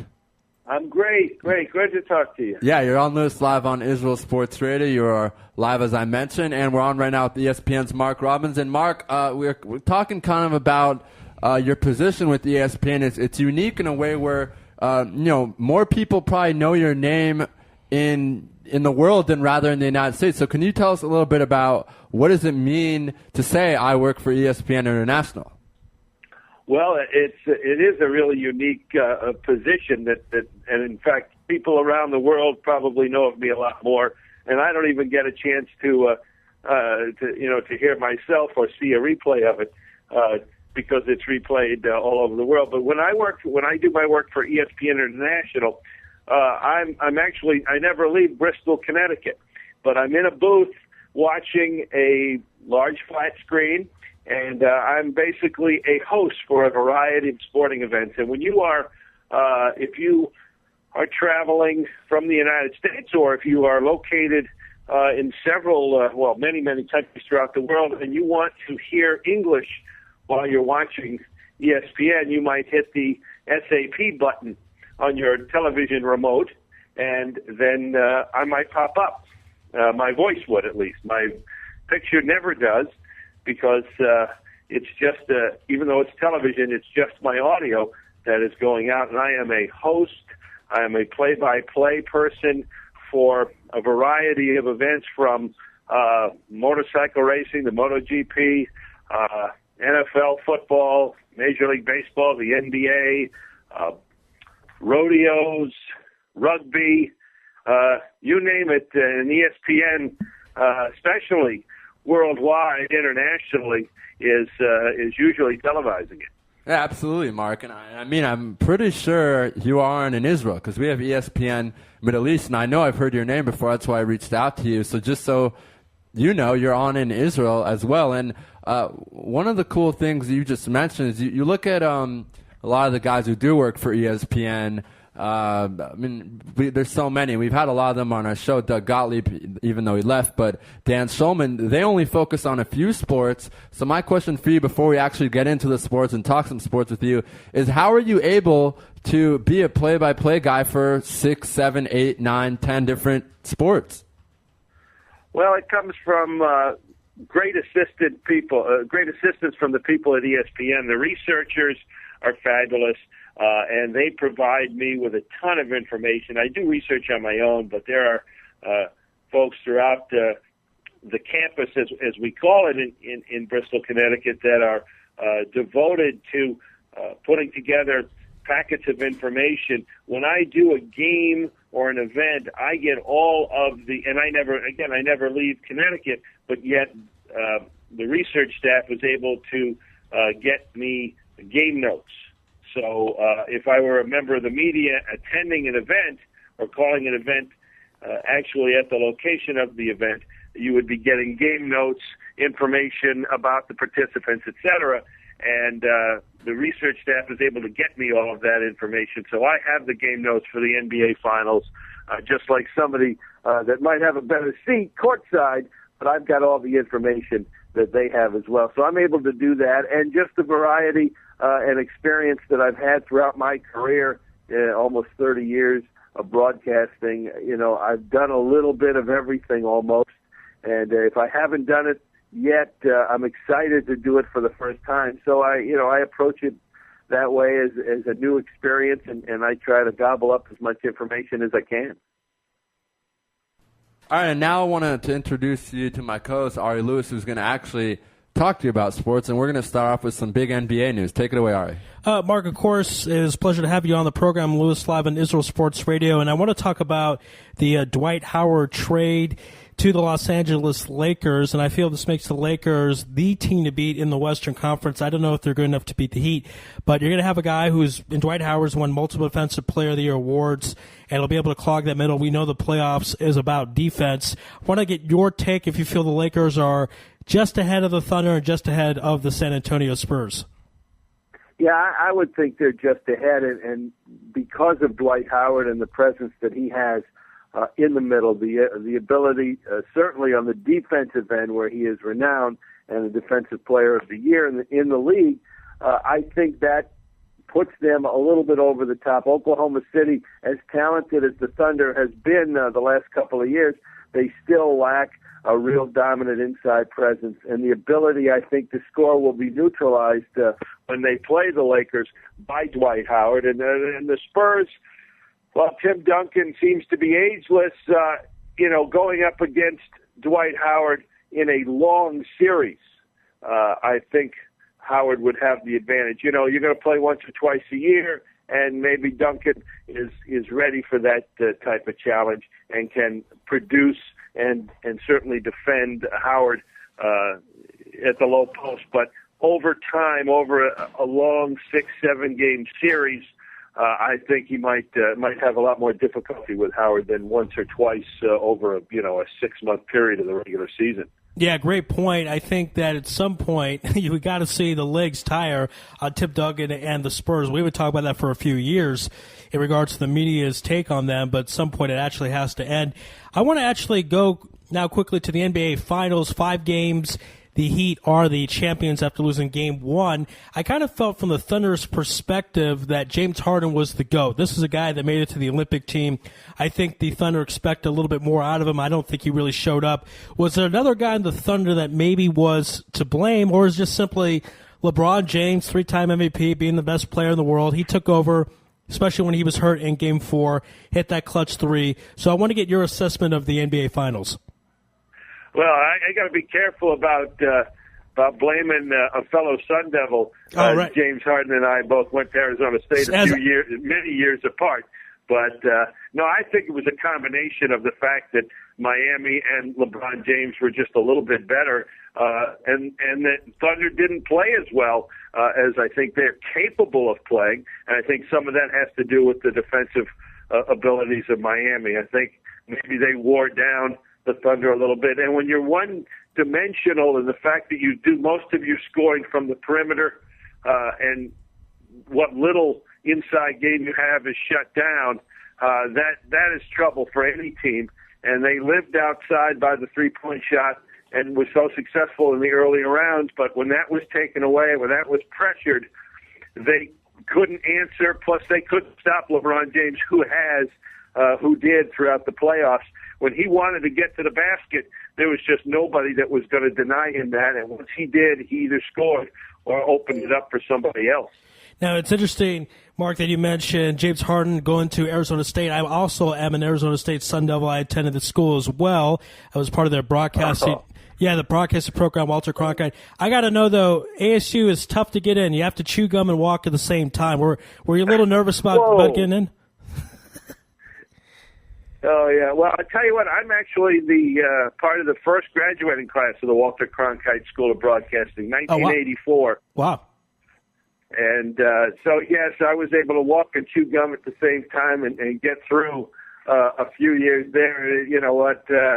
I wouldn't change it for the world. I loved being in Tempe for 4 years, and I tried to get everything I could out of the school and the surrounding area. Oh, it was, tremendous. I love being there, especially, I'm not sure, was PBS, KAT around back then? Did they? Yeah. Okay. That was one of my favorite parts about going to that school, because I grew up with KAT as a kid, and then to go to the school and work in the building that they broadcasted PBS out of, and work for PBS for KAT for a time. That was truly remarkable. That was some of the best times of my life.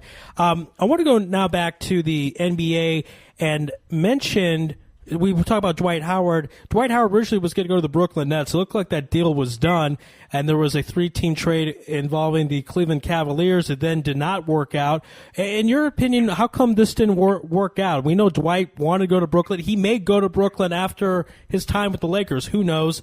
But how come the trade didn't work out? I just don't think that Orlando felt like they were getting equal value for Dwight Howard and what they could get, and I think they felt like they were going to get something a little bit better than what New Jersey was offering. And who knows what was going on behind the scenes. We never really know what these negotiations are like. We get reports, insiders, and whatnot, and we never really know unless somebody's actually sitting there. A lot of information can be floated, and so sometimes we get a lot of information that just becomes, it just washes out, and I just don't think they got fair trade. All right, Mark, you're back right now with Raphael. That was just a little NBA talk, and from two former Sun Devils, so that's always fun, especially a Sun Devil in Bristol and a Sun Devil in Israel. Yeah, it's a small world. It is a very small world. That's what we say in Israel, with Jews just in general. Mark, I wanted to ask you about what's going on with the Nationals. An amazing season. Strasburg last night got to 15th win. The game was on in Israel, I believe, on Fox Israel or Fox Middle East or whatever it's called here. And, having a very good season. And we've had a lot of great guests on from the D.C. area to kind of help us figure this out. But what is your opinion, Mark, on this whole debate of whether they should shut him down or not shut him down? Because if they do shut him down and they lose, then they're going to, all the fans will get mad. But if they don't shut him down and he gets injured, then the fans will be mad. So what would you do if you were the GM of the Nationals? I wouldn't shut him down. That goes along, doing that type of philosophy to me is playing not to lose. And in sports, when you play not to lose, you usually do lose. Right. I don't think you can be afraid of what might happen with 200 innings. I mean, how do we know that at 68 innings he wasn't going to hurt his arm, or at 193 innings? There's no magic number because we're humans and we're all a little bit different. I think you got to take, make sure that you take care of them. If there's a problem, you have to address it. If there's a pain or a symptom, you have to look into it. But I don't think you shut down a professional athlete in fear that something might happen. Yeah, some people have argument. There's an argument for both sides. It's interesting to hear what you think. I'm just going to play devil's advocate. I don't really know yet. I haven't made my decision or I haven't announced anything on air yet what I think. I'm just trying to decide. But devil's advocate, what if he does hurt his elbow? Sun Devil's advocate, by the way. Sun Devil's advocate. How about that? Sun Devil's advocate. Okay, Sun Devil's advocate. What if he tears that ligament in his elbow again? I mean, could you just say that might have happened the next season as well? Well, I think it could happen at any time, and you don't know what number inning that's going to happen if it's going to happen, and it's just like life. We can't. Every day comes, and we have to live it to the fullest because nothing is promised for tomorrow, and. Who's to say that tomorrow won't be the day? Who's to say that it wasn't going to happen, that it might not have happened at inning 79, and then what do you do? I mean, if you have a propensity, if you're partial to injuring the elbow or your shoulder or whatever it might be, you have to address those things. But if he's good to go now, he's good to go. I don't think there's been any medical proof that says you can delay those type of things. It's going to happen when it happens, when he throws, and if it gets hurt. It really, I don't think it matters which inning it comes from, as long as he's taking care of himself. Yeah, that's true. Besides that story going on right now, it's a great story what the Nationals have been able to accomplish. I believe, if not 30 games over 500, in that range. Why do you think that is? It's the pitching? Is it the hitting? I mean, what has made them so successful this year? No, it's been a combination, but you always have to start with the pitching. And they have great young pitchers. They have the hitting as well now, and Bryce Harper's had a tremendous impact in his rookie year. But their pitching has been outstanding, led by Strasburg and some of the other guys. So I think you look at a team and pitching in that division. The Braves have good pitching. The Mets had decent pitching early in the year. In fact, their pitching now isn't terrible. They just have no offense. That's why they're struggling, and the Phillies have been a struggle all year, and it's because they haven't had great pitching, and Cliff Lee and Halladay have struggled all season long. I think you have to start with pitching when you talk about big league success and failure as a team. Yeah, that's true. And the pitching, they've got a lot of great young pitchers. I mean, I think, according to my research, that Strasburg's not even number 1 or 2 in ERA. I think Zimmerman right now is number 1. So their pitching is absolutely amazing. It kind of shows we're kind of starting to see this whole interesting movement where these teams that struggled for years and years and were a laughing stock are now successful. You look also at Tampa Bay, who got all those number 1 picks, and it took them a while, but now they're teams that are competing. So should we expect the Nationals to be not a favorite in this division, but at least a contender in the NL East for the next few years? Because we know the Phillies are going to be better next year. I mean, this was just an injury year. We know they're going to come back strong next year. So what do you think about the NL East next year?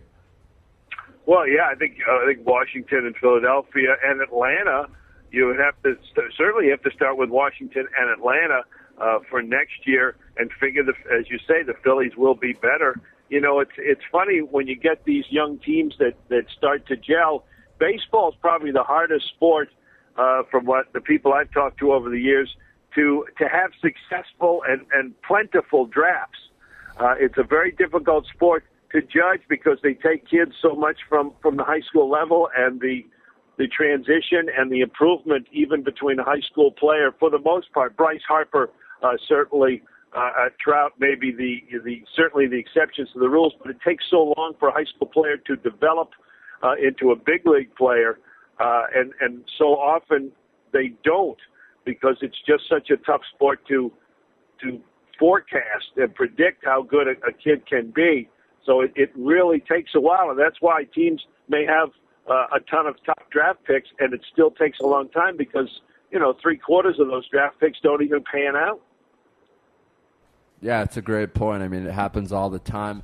Let's now move on real quickly to NFL. It's big in Israel. I mean, it's really big. Even the local, Israel's kind of version of Sports Center shows it. It's kind of, I make a joke with all my friends in America, Mark, because in Israel you can actually watch more live games on TV than in America. It's the weirdest thing in the world because we have games on a network called Middle East Network. We have games on ESPN. We have games on Fox, and we have games on our local, ESPN. So you can watch 5 games. 5 1 o'clock games live on your TV, which is, amazing because in America you can't do that. So a lot of our listeners are big NFL fans, and we have a semi-professional football league in Israel that's grown to 10 teams called the IFL, the Israel Football League. So we only have a couple minutes, but let's there's so much to talk about. Let's talk about the big stories, and that would be Andrew Luck and RG3. Which one do you expect to have a better rookie season? Because at the start, it was all Andrew Luck, but the last couple months we've noticed in the American media that RG3's gained a lot of hype. Well, he is certainly going to get a lot of attention. Both will throughout the year. I kind of like the ability that for Luck to have a little bit more success because I think it's a little bit more difficult to translate from an all-purpose type of quarterback that RG3 is into success in the NFL. Now, I know Cam Newton had some success. They just let him go because Carolina had nothing to lose. And I think Washington will play it a little more conservatively in that respect, not necessarily have a conservative offense, but just in the thought that they will let their quarterback just go loose and go crazy because they have a fan base in Washington that has been used to so much success over decades and wants that to continue. And I think they have to try and go out and win ball games and be competitive and fight for a playoff spot where Carolina, well, of course, trying to win, just let Cam Newton go. So I think it'll be tougher for RG3 to have great success or duplicate what Cam Newton had. And I think Andrew Luck in a more traditional style of quarterback and offense will be able to have some more success. It depends on how good the Colts defense is and what type of situations that Luck is put into. If he is down 20 points early in the second half every week, then they're going to have to start throwing the football all over the place, and even a great quarterback will struggle when the defense knows you're only doing one thing. So you have to look at those type of situations. I think both will be very successful. The thing is that all the rookie quarterbacks are coming into the league, and though it's preseason and though starters aren't playing much, you have Brandon Whedon starting for the Cleveland Browns already. Ryan Tannehill's going to start for the Miami Dolphins. Russell Wilson's getting the preseason start this week in the dress rehearsal game, if you will, for the Seattle Seahawks. And Nick Foles played great on Monday night, albeit against the Patriot, third and fourth team defense. So he showed a lot for the Eagles. So you've got so many great quarterbacks that aren't named RG3 and Luck coming into the league. Mark, you were talking about Cam Newton and the success he had last season, got to 6 wins. Previous year, Carolina was only at 1 win. And we're seeing a report he might go through a sophomore slump. It's possible because I think part of the reason his success last year was due to the fact defenses weren't used to seeing him. Now they have a lot of game tape. They could study it. But I know this is a guy that had a lot of success in college, obviously, and winning the title with Auburn and the Heisman Trophy his last year in college. Do you think we'll get a sophomore slump from Cam Newton, or do you expect, there was a player on the Panthers that bought a newspaper ad guaranteeing a Super Bowl victory, one of the linemen. So what's going to be in store for Cam Newton this season?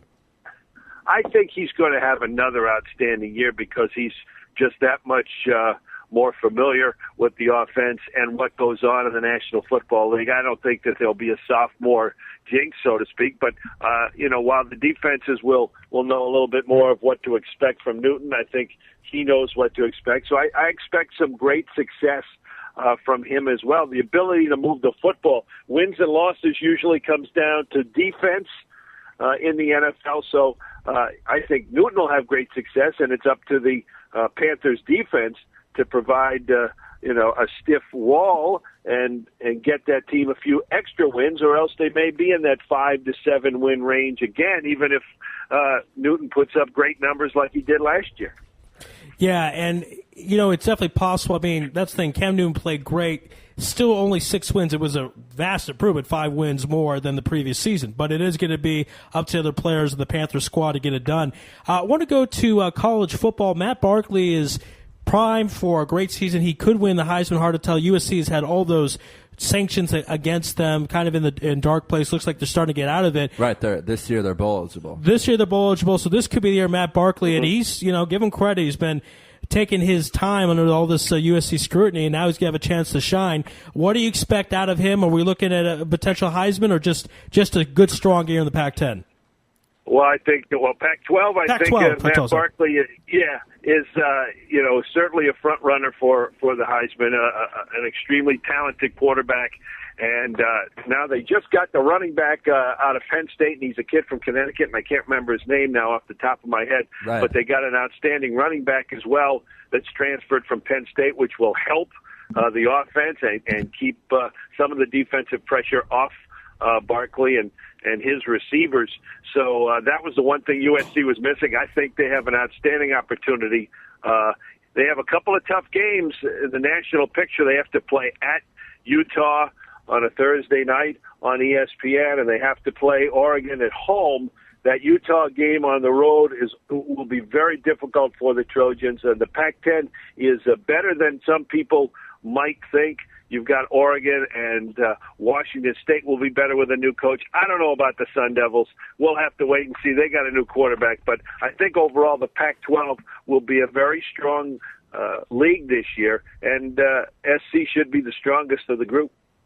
Yeah, and it's what we're used to seeing. It wasn't too long ago that you had Matt Leinart and Reggie Bush running around winning a title. Mark Sanchez, John David Booty. There's a lot of great quarterbacks. All those great quarterbacks. In fact, Matt Castle didn't even play for USC. Right, backup. And you saw what he did in the NFL when he had his opportunity. Mark, we have to run. We certainly appreciate your time. This has been a lot of fun here on Louis Live and Israel Sports Radio, and we'd love to have you on again in the future. I would love to. Thanks so much. I enjoyed speaking to you guys. Best of luck, and anytime, just give me a call. Sounds great, Mark. Thank you so much. Appreciate it. Take care. All right, that was ESPN's Mark Robbins here on Louis Live on Israel Sports Radio. We're going to take a break, and Raphael, tell us who's on the other side. Actually, we can't take a break because we have We have to call it right now. We have 2 guests. Back-to-back, okay. Back-to-back guests. So today is the 22nd. We're going to look at the calendar, just confirm that. No, today is the 20th. Today's the 22nd, correct.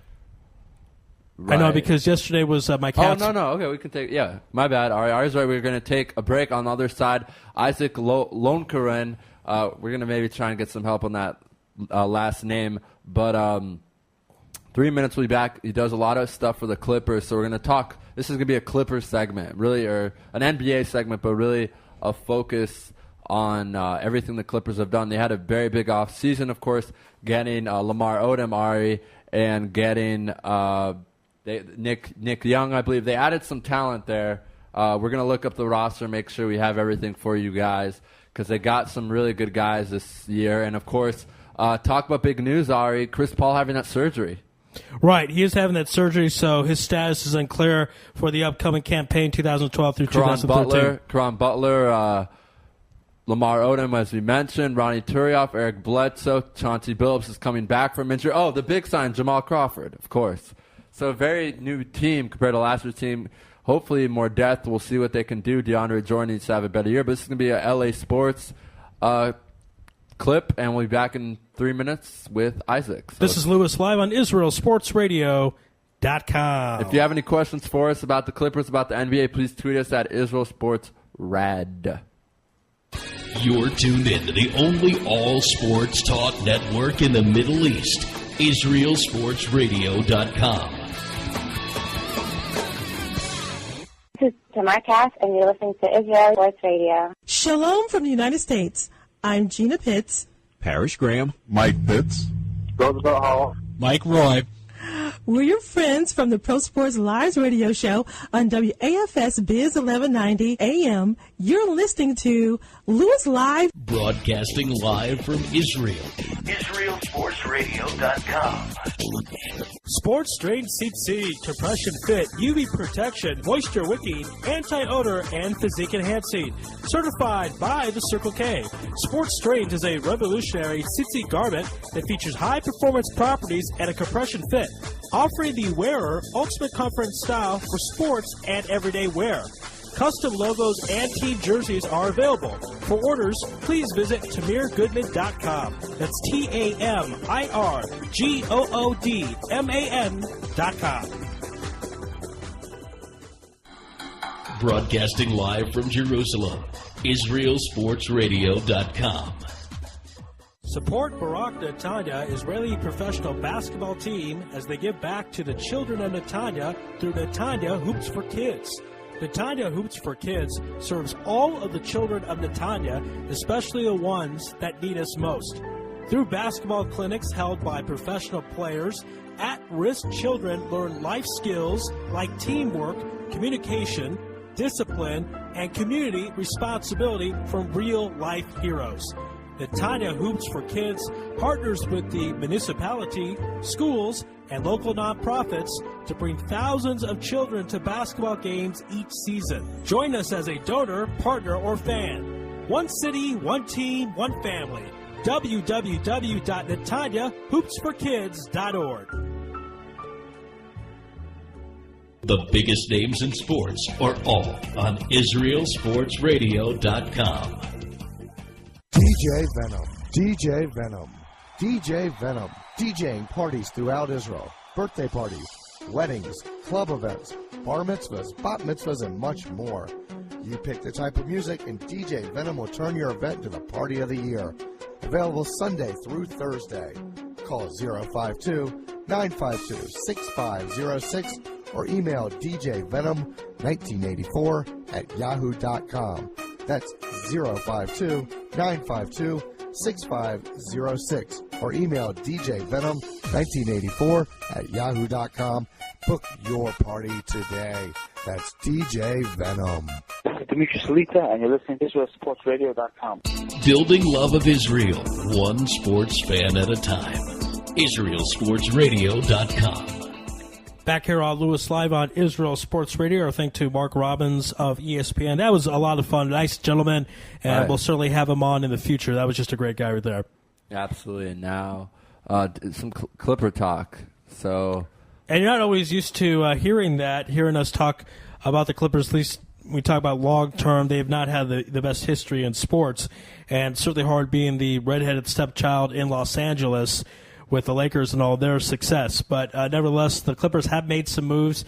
Of course, they do have Chris Paul. His status is not so certain at this point with his injury, but did add Jamal Crawford, as Raphael mentioned before the commercial break, and have Lamar Odom as well. absolutely. So let's dial up Isaac, who does Clipper games on the radio and does some freelance work for Fox Sports. We're going to try Isaac on his landline. If we can't reach him then, we're going to hit up his cell phone. Yeah, yes, indeed. And again, I want to remind everyone when the store is up, go ahead and check it out. Tell your friends, family, and enemies about it. And T-shirts, hats, books, menorahs, keep out all sorts of great items available on the store. That'll be when the store is up on IsraelSportsRadio.com. And, of course, calling Isaac right now as we speak. And we'll get to him in a few moments. Appreciate everyone. This is a special 4-hour show here on Louis Live at Israel Sports Radio. 2 hours in the books and 2 hours to go. Thank you for tuning into us and listening to us. Of course, we're also available on TuneIn. Maybe listen to us on TuneIn, as a matter of fact, and Wonder Radio. And if you have any comments or questions, you can contact us at IsraelSportsRadio@yahoo.com. You can also chat in throughout the show and write to us on our Twitter, Israel Sports Radio Rad. Want to also mention we have a Facebook group, so please click like on that and tell other people to click like as well. Try to certainly build that up on our Facebook. So a lot of different ways. This is, again, a very interactive program and an interactive station. Fans are certainly part of all of this. All right, I think we might have Isaac on the line. Isaac, are you there? I am. How are you? We're doing very good, and we're speaking right now with Isaac. I'm hoping you can help us pronounce your last name because you've been struggling with it. It is Lowenkron. How's that? Okay, Isaac Lowenkron. Isaac, we've been doing a lot of NBA talk, and before we get to your Clippers, who you do the radio host for, let's kind of look around the league, and let's start with your rivals, the Lakers, making a ton of moves and adding some bench players the last couple of days with Jody Meeks, but obviously the big stars that are added are Dwight Howard and Steve Nash. Is this what are your thoughts on that? I've been saying that I don't know how Steve Nash and Dwight Howard are going to work together, but what do you think about all that's been going on in Lakerland? It's been remarkable what they've been able to do consistently for a couple of generations now. I mean, ever since they acquired Wilt Chamberlain, and then in the 70s with Kareem Abdul-Jabbar and Magic Johnson, a superstar has always somehow, one way or the other, either through the draft or free agency or through a trade, found its way to the Lakers. Basically, for the last 30-plus years, they've had a superstar, at least one superstar, the whole time. I think getting Steve Nash alone would have been a fantastic summer. But now to acquire Dwight Howard, and although he's in the last year of his contract and he's coming off back surgery, I think it's certainly a worthwhile risk to take. And when you look at what they got compared to what they had to give up, I think it was a fantastic job by their front office, and Mitch Kupchak and Jim Buss have to be given a lot of credit for it. Yeah, absolutely. I mean, it seems like the Lakers, no matter what, they always are making moves, and I feel like, you know, even Bynum going to the 76ers, he was always goofing around. He was always doing weird things. I remember he took that 3 last year that caused a lot of controversy. And he's a talented player, but the truth is you never know what you're going to get with him. I think he was a first-time All-Star last year. I mean, I know he's a good player, but he's only been a one All-Star, and you get a guy like Dwight who's just a beast. And you don't, you know, with this team, you're not going to need a lot of scoring. And Dwight's not really good for that scoring. I mean, he's good for scoring, but he's not the guy you're going to want in the fourth quarter with the ball. That you have Kobe and Steve. But, you know, as a guy who works for the Clippers or covers the Clippers, is this something that Clipper fans have been worried about? You made your own moves this offseason. We'll get to that. But is this something that you guys are kind of like, uh-oh, this is not good? I actually think that Clipper fans and people around the team are actually really, really excited about this Clipper-Laker rivalry because it's actually been pretty exciting really for the last decade. I think the Clippers really started getting competitive head-to-head in games with the Lakers around the turn of the millennium when both teams moved into Staples Center, even though at that point the Clippers were just a promising young team and the Lakers were in their run of back-to-back-to-back NBA championships. The Clippers would always seem to give the Lakers a good game. It would always be a very exciting game. And then in the 05-06 season, the Clippers and Lakers were literally one rebound away from meeting each other in the second round of the playoffs. And the atmosphere in the city was phenomenal. And then, you know, it escalates to the point last year where it looks like for a couple of hours that the Lakers are at that point going to get Chris Paul. The Clippers wind up with Chris Paul. 5 days later, the Lakers play the Clippers in the first game of the regular season, of the preseason, actually. It turns out to be an extremely passionate game for the preseason. And then they wind up being in a situation where they play a game late in the regular season that essentially decided the Pacific Division Championship. So the rivalry was already extremely enjoyable and entertaining and competitive. So I think it's really ratcheted up even more going into this season because the Lakers, you know, there's no doubt about what they did in adding Nash and Howard. So the Lakers probably have the best top 4 in the entire league. But as you well know, it's a team game. It's not just the 5 guys on the court. It's the bench. And what the Clippers have done, in addition to their stars and Chris Paul and Blake Griffin and DeAndre Jordan, who are going to have another year together, what they really did this season was solidify their depth. And I think their depth can definitely compete with any team in the NBA. Yeah, absolutely. And a big debate that we've been having on the show, and you kind of answer it, but I want to get into it a little bit. Miami Heat's top four, which I don't even know who they're for. You know, you could say it's Haslam. You could say it's I don't really know who their fourth guy would be. Obviously, the Lakers now have a big four. Maybe it would be I don't know. But, you know, do you think that this Heat team against the Lakers, do they match up well? Well, I think the wild card here is LeBron James, because I think what basically has happened is that we've created a monster. LeBron for so many years was criticized for his inability to win an NBA championship, and he lost in the finals twice, one with Cleveland and then in 2011 with Miami. But as it turns out, he wins his first NBA championship at 27, and that's the first year that Michael Jordan won his first NBA championship. And LeBron, I feel, is really just entering his prime, and there is no question that he is the best basketball player in the world. So because of that, I think when you compare the Heat's big three to the Lakers' big four, I think just from a number standpoint, the Lakers would have the edge. But the wild card is LeBron's ability. And as good as he was last season, I think he's going to be an even better player in this upcoming season. So I made the joke after the Lakers acquired Dwight Howard that they were running commercials here in Los Angeles, promoting for people to tune in to Game 1 of the 2013 NBA Finals in June of 2013 between the Lakers and the Heat. Right. And I don't think there would be a shock if that happened. Yeah, absolutely. And now that I've been thinking about it, I wasn't on the spot. Ray Allen could maybe be part of that big four because he probably is a future Hall of Famer.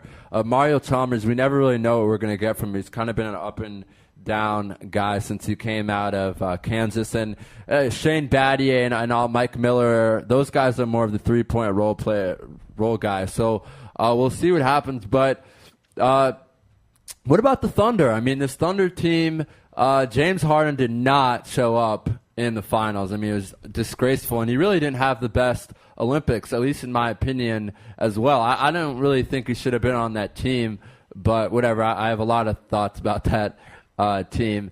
But what do you think about them? I mean, like you just said, everyone is giving it quickly to the Laker team, but this Thunder team is still very, very young, and they have, in my opinion, I agree with you, LeBron's the best player in the NBA, but I think the best scorer, the best guy who can give you the most points is definitely Kevin, and we saw that in the Olympics. I mean, he bailed out this team. In that Spanish game, if he scores 20 points, they probably lose. So what do you think of the Thunder competing against the Lakers in probably the Western Conference Finals? Do they have a shot at all? Oh, they certainly do, and I'm totally fascinated and captivated by that already, as is everybody who follows the NBA, because the Thunder is not going anywhere, and as much as the Lakers upgraded themselves during the regular season, I think it's certainly fair to say that the Thunder is going to be a better team this year than they were even last year when they advanced to the NBA Finals. I think one thing that they just recently did that I think was important is they locked in Serge Ibaka to a 4-year, $48 million contract extension. Right. I mean, this guy led the NBA in block shots by a margin that wasn't even close last year. I think he averaged something like 3.5 blocks a game, and that was over a 1 block per game lead over the next highest player. So what's really interesting about the Western Conference, with good reason, people are like instantly anointing the Lakers as the Western Conference champions, but Oklahoma City definitely isn't going anywhere. And then you have San Antonio. Now, San Antonio was the number 1 seed in the conference last year. They were the darlings of not only the Western Conference, but really the whole league from a standings standpoint for pretty much the entire season last year. And it seems to me that every year, and this has been going on for about 5 years, I and a lot of other people have been writing off the Spurs as, okay, this is the year they're finally too old. This is the year they don't have enough of a supporting cast, but they seem to always consistently somehow beat back Father Time. So the Spurs have never shown any signs that they're not going to be in the mix. And, one of the most interesting aspects of my argument that the Spurs consistently fly under the radar is something that might surprise a lot of listeners. During this offseason, Tim Duncan was actually a free agent. Yet you never heard anything about him possibly leaving the Spurs or his potential free agency, and you didn't even really hear about it when he decided to re-sign with the Spurs. So they always like to conduct their business and even play under the radar over there in San Antonio. Yeah, absolutely. Now, the interesting thing the Thunder have done is they've added a lot of big guys because they always – the thing about Serge Ibaka and Kendrick Perkins is they're great defensive players, but they don't give you much scoring. That kind of was a problem for this Thunder team.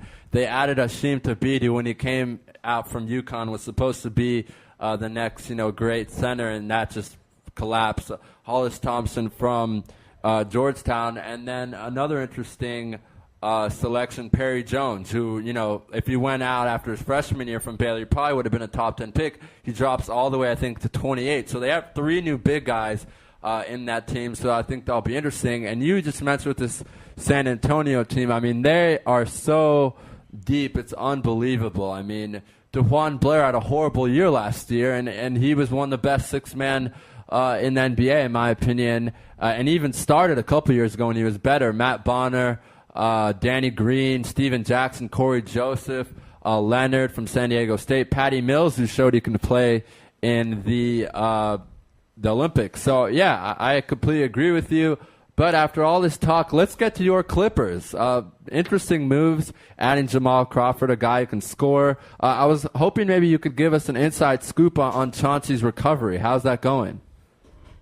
Well, yeah, Chauncey's recovery is going well, and it's really on pace for him to return. I don't know exactly when in terms of whether he'll be able to return in time for the start of the regular season, but all along from when he first sustained this injury in Orlando, he's felt that, even though it was a very serious injury, even though a lot of players have not been able to come back, and if they haven't been the same player they were before, with his work ethic and professionalism, he felt that he could certainly come back and play effectively. And I firmly believe that to be the case. And what the Clippers were able to do this offseason that was so impressive, they were able to do all the moves they made without technically a general manager. Their GM, Neil Olshey, left to become the general manager of the Portland Trailblazers. So it was really sort of a three-headed approach in their front office with team president Andy Roser and director of player personnel Gary Sachs and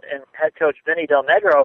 And the three of them, without there being an official GM, had just an incredible off-season. Now you bring in Jamal Crawford, and, if Chauncey Billups is not ready at the start of the season, then Jamal Crawford can be your starter at the 2.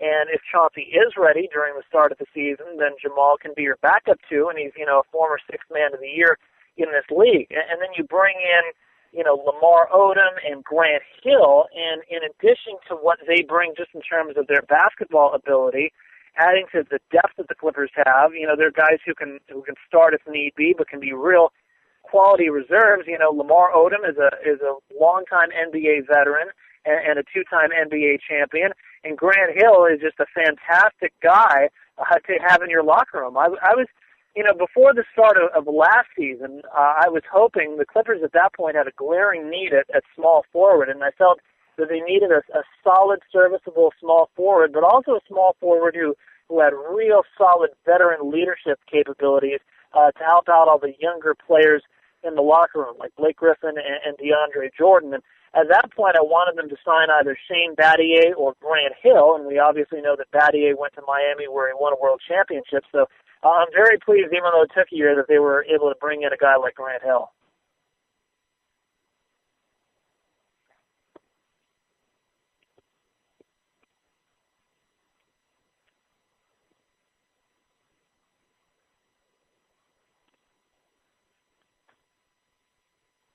Hello? Hello? Oh, can you hear us now? Oh, yeah, I can hear you now. Yeah. Okay, we lost you for a second. I wanted to talk to you about Eric Bledsoe, because he's a guy a lot of people don't know about, but I think that he can maybe have a breakout year this year. Last year he didn't play as well, but I really like his game, and I think that he played better in the playoffs. I think that he just needs a little bit more attention, and maybe he's still very young, 22 years old. Do you see him developing maybe under the leadership of Chauncey? Oh, I absolutely do, and I'm real glad you asked about Eric Bledsoe because a lot of people overlook his capabilities and what he can bring to this team. Eric was coming off, knee surgery at the start of last season and missed a chunk of time at the start of the season, and then even after he came back, he still wasn't at 100%. So I felt that Eric really started to finally hit his stride during the postseason, and we certainly saw it on the court. In the Memphis series, he had a couple of huge three-pointers in their incredible 27-point comeback in Game 1, and also a three-pointer in Game 7. He also had his moments in the second-round series against the San Antonio Spurs. I think this guy is a jewel. I think he's a hidden gem, and I think he's going to have, certainly, like you said, a breakout year next year as one of the top subs and one of the top backup point guards in the NBA. And as important as all the acquisitions the Clippers made during the offseason, I think his improvement's going to be very important. I also think DeAndre Jordan's improvement is going to be very important to this team. I think he needs to develop a more consistent and reliable post game. And I harped on it throughout last season, but it would really, really help the Clippers if both DeAndre Jordan and Blake Griffin could significantly improve their free throw shooting. I don't need them to shoot 80%, but I think a lot of Clipper fans would even take 65% with those guys. Yeah, actually, I was just getting to that. We've had made a lot of jokes on the show about now. If you're a guy who's 7 feet tall and you can rebound, you're going to get $50 million. Because I know you work for the Clippers, you cover them, and I don't mean to be disrespectful, but I never understood this contract. I know the potential always there. I know this and that. He can rebound. I know he's huge, but last year for coming off that contract year, which I want to get the right stats. Was it 40 million, 50 million, something around there? Putting up 7 points a game and 8 rebounds. I mean, what about a guy for the Nets, Chris Humphries, who puts up 15 points and 10 rebounds a game? He's not getting that kind of money. So why do you think that Jordan commanded that kind of money, DeAndre Jordan, that is, from the league? Because the Warriors signed him for that sheet offer, and then, of course, the Clippers decided to pay him up. Well, I think it was simply market value, and Golden State set the market value for DeAndre Jordan, and I think it was certainly reasonable enough for the Clippers to match because, what they need from DeAndre Jordan and the importance of the role that he plays is not something that can necessarily always be quantified purely by statistics. His rebounds and blocks and those numbers are great, but what they really need, bottom line from DeAndre, is they need him to be a presence on the defensive end. And sure, they'd love him to block shots, but they also need him to alter shots and just have an impact defensively and be a defensive presence down low. And the feeling, even when they signed him to his contract, was that, anything that we get offensively from DeAndre, besides putback slam dunks and alley-oops and buckets around the hoop on offensive rebounds, that stuff is a bonus. But I think even last year he justified that contract, in terms of his market value amongst big men in the NBA. But I think it's no secret that the Clippers, and certainly Clipper fans, would like to see improvements and refinements in his game. Like I said, developing a more consistent post game and becoming a better free throw shooter and becoming a guy that, if he happens to have the ball with 4 or 5 seconds left on the shot clock, that he can make a productive field goal attempt with it instead of it turning out to be, somebody else taking a bailout shot to beat the 24. Yeah, absolutely. You're now on, Isaac, with Ari Louis. Thank you again for being on Louis Live on Israel Sports Radio. And I want to ask you some questions from a broadcaster perspective. I do the games locally of the Tackle Football League, and I'm always curious from another fellow broadcasters. You're the play-by-play man for the Clippers.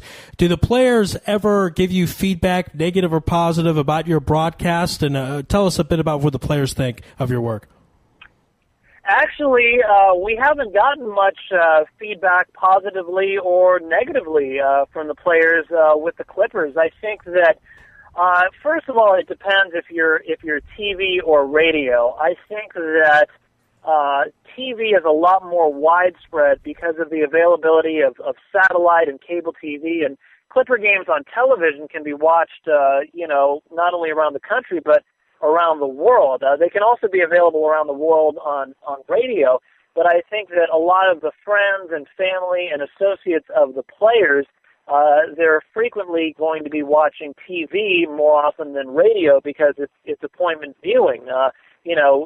Most of our audience on the radio side for any broadcast is someone who's probably in their car and driving around either in Southern California or around the country and around the world in terms of, being in their cars. I have heard, not just with the Clippers, but in general, people who are relatives and friends and associates of the players, they definitely pay attention to what is said about, a particular athlete on television, on the radio, on the internet, even in social media.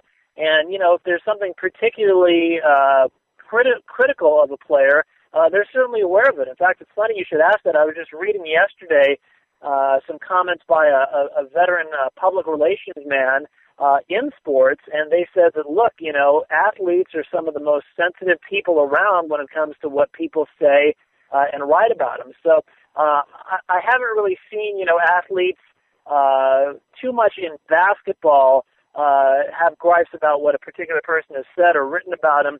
Maybe it's a different story in baseball. I used to cover baseball for many, many years, and athletes, if they had a problem with a particular writer or something that was said or written about them, I've seen them confront writers the day after it's appeared. And sometimes, it's been an argument that has gotten very colorful, if you know what I mean. So I think people are definitely aware about what's written or spoken about them, but they don't really go out of their way to confront the people who said it or wrote it, at least directly in the NBA. Other sports, I think it might be a different story.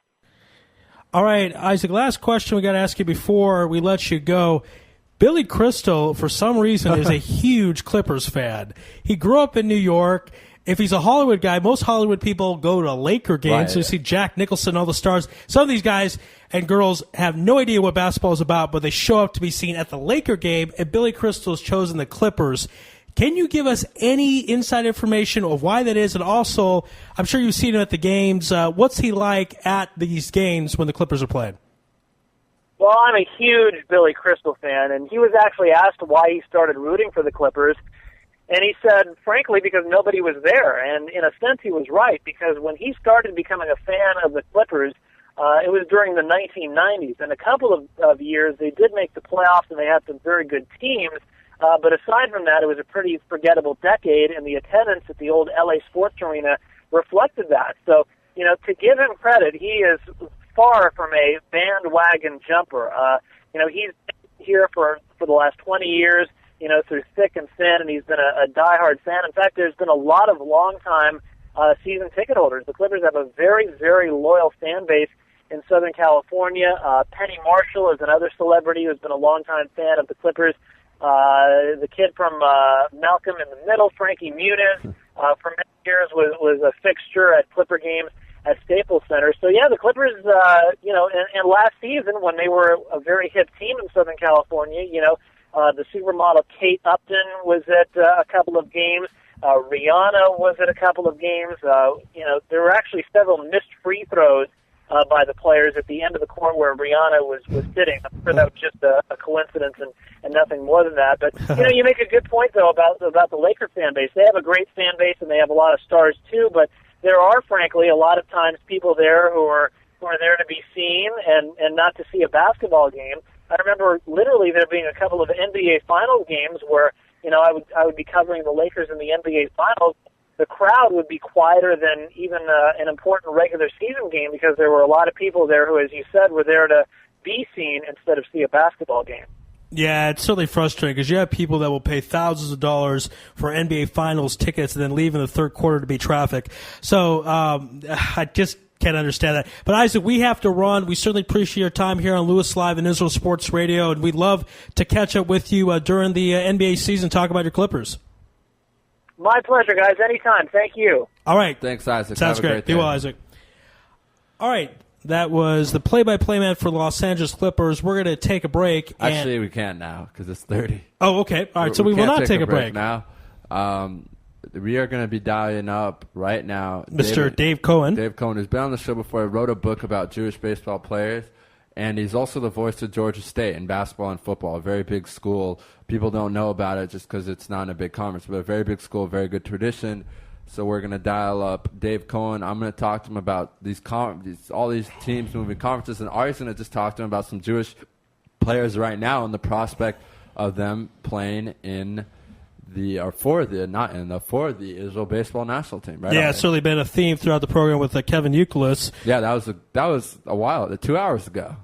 And yeah, it was. Told us that he is going to be playing, so that's exciting to hear that he told us that. Yeah, so granted he's healthy, and granted they qualify in September. It's going to be very sad if both don't. I mean, if both have, especially if they don't qualify. Right. Even though if he gets hurt, we never want to see him hurt. Right. That was certainly a lot of fun, and appreciate Kevin's time here on the program on Louis Live. Dave Cohen at Georgia State University. I'm currently away from the office, but please leave a message. Okay, we got to his voicemail there. All right. Let's see if we can. Yeah, we'll try to see if we can reach him again. But one of the things I want to mention is it is interesting with the World Baseball Classic because there aren't so set rules, if you will. For example, Mike Piazza played for the Italy team a few years ago, and Mike Piazza is Italian, but to my knowledge is not born in Italy. No, but he has a passport, probably. You can't play for a team if you don't have a passport. Well, see, I'm not sure on the rules. That might be possible. I don't know. Mike Piazza was not good enough to play for the American team. That's why he chose to play for the Italy team so he could be in the World Baseball Classic. Also, from time to time, players can choose because they have multiple passports. Wait, when was this? It was just a while ago. I think it was a 12-time All-Star, and he wasn't good enough to play for the American team? Yeah, this was when his towards the end, maybe, of his career? Oh, towards the end, he was with the Padres. Oh, right. That was just a mess. Yeah, pretty much. But one of the things, I remember A-Rod was deciding if he was playing for the American team or I think the Dominican Republic. Yeah, Dominican Republic. And he was not born in the Dominican Republic. He was born in Manhattan. So I don't know what are all the details, but hopefully we'll get Dave on the line. We'll try to sort what are the qualifications for playing in the WBC. If he knows, I'm not sure he would know that, but we'll ask or we'll see what's going on. But we want to talk to him about Georgia State, everything that they're doing right now. We're going to try college football right around the corner. Right, we're going to. It's the best time of the year. I love that fall air, and the college football has no preseason. They get right into it, not like this marathon preseason we have in the NFL. Right. I mean, it's gonna. I think it's starting off either this weekend or next weekend. And so it'll be a lot of fun. Of course, I'm a big Notre Dame Irish fan, and a lot of people might be like, "Why is a Jewish kid like Notre Dame?" Is because when I started keeping the Sabbath, I left my TV on so I could watch Conan O'Brien at night. and NBC, of course, used to have Conan O'Brien, and they still have the Notre Dame games they did back then as well. So I think what we'll do now is take a commercial. Yeah, we'll take a commercial and see what's going on with Dave. We have to have him on another time. We want to make sure before we take a commercial. Yeah, we had him in for 12:30 Eastern, and it's 12:30 Eastern. Let's just check one more time. But yeah, I think the Israel national baseball team will be able to get a couple of these guys, especially now that Uke has pretty much committed. Yeah, it's very much a domino effect, this type of stuff, because, Uke comes on, and then all of a sudden Sean Green might say yes because of that. No, Sean Green is on. Or, Sean Green's on, but right. Jason Marquis might say yes because of that, maybe not. We want Ryan, I think, right now. Ryan Braun, yeah. Yeah, we have an interview in for 12:30, so we'll take a commercial, see if we could see what's going on. Maybe something happened. But we'll be back in 2 minutes, so stay with us. This is Louis Live on IsraelSportsRadio.com. You're tuned in to the only all-sports talk network in the Middle East, IsraelSportsRadio.com. This is Tamar Cass, and you're listening to Israel Sports Radio. Shalom from the United States. I'm Gina Pitts. Parrish Graham. Mike Pitts. Roosevelt Hall. Mike Roy.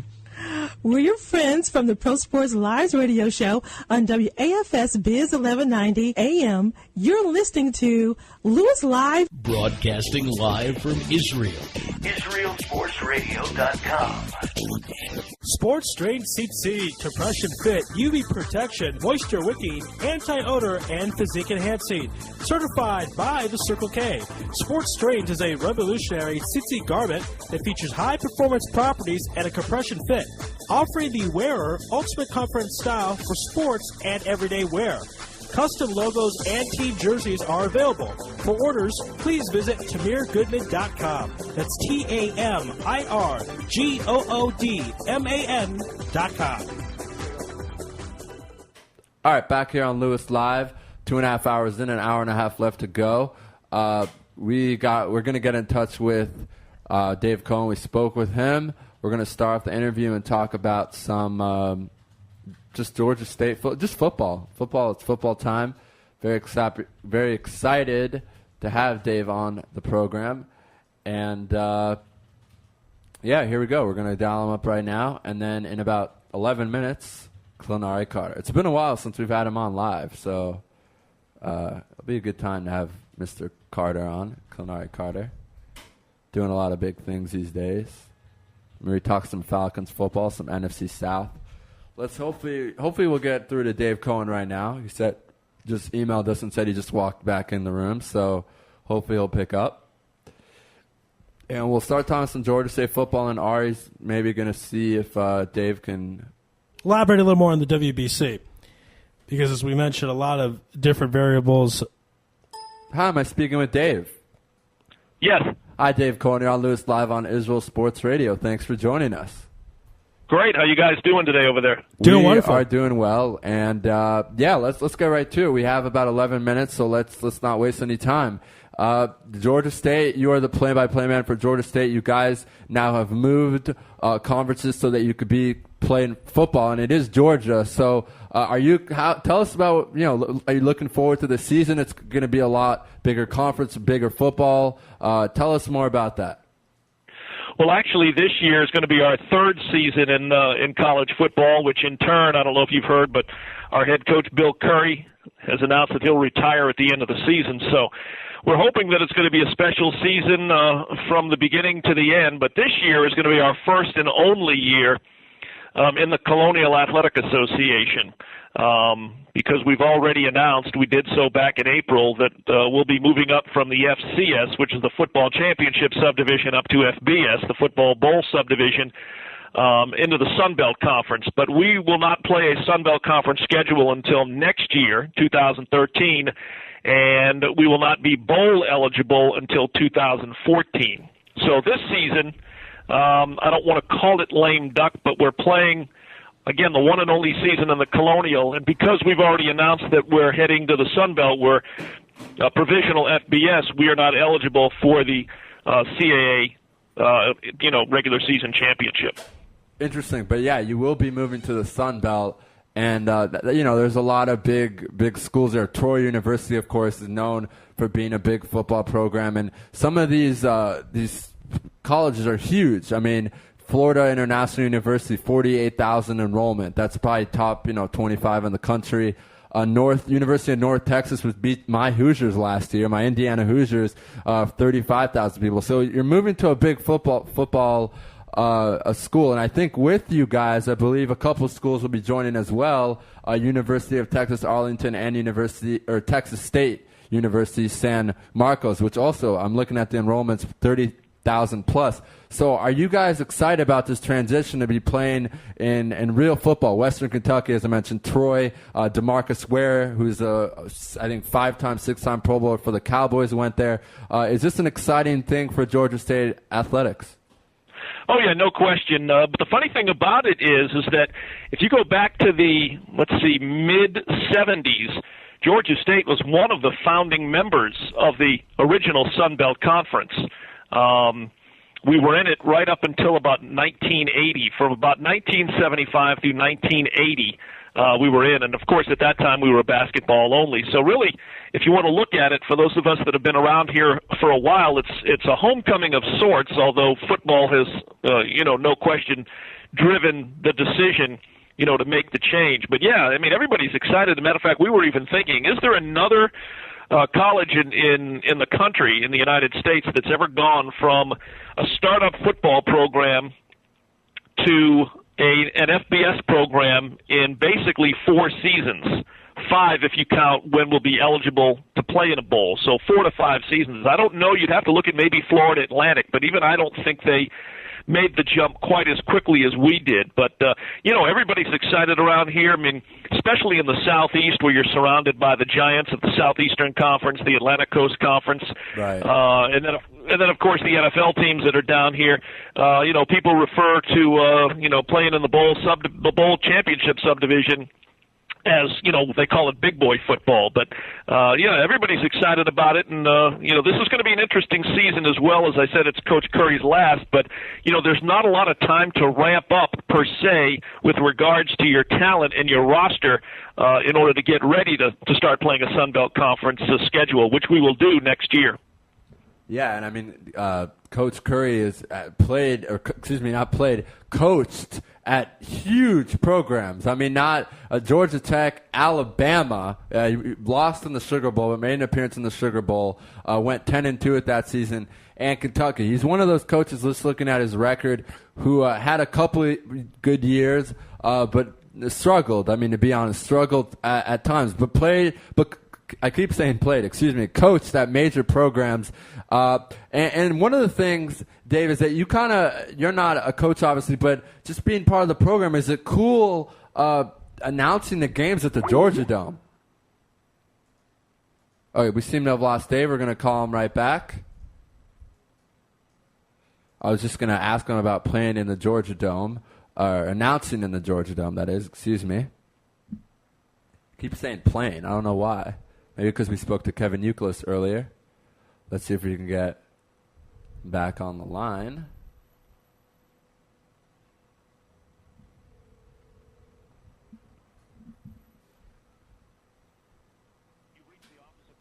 At Georgia State University.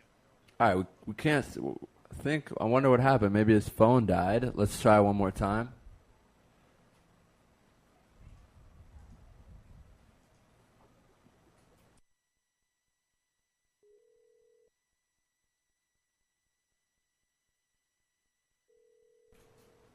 All right, so we're trying to get a hold of Dave. I'm not sure what happened here.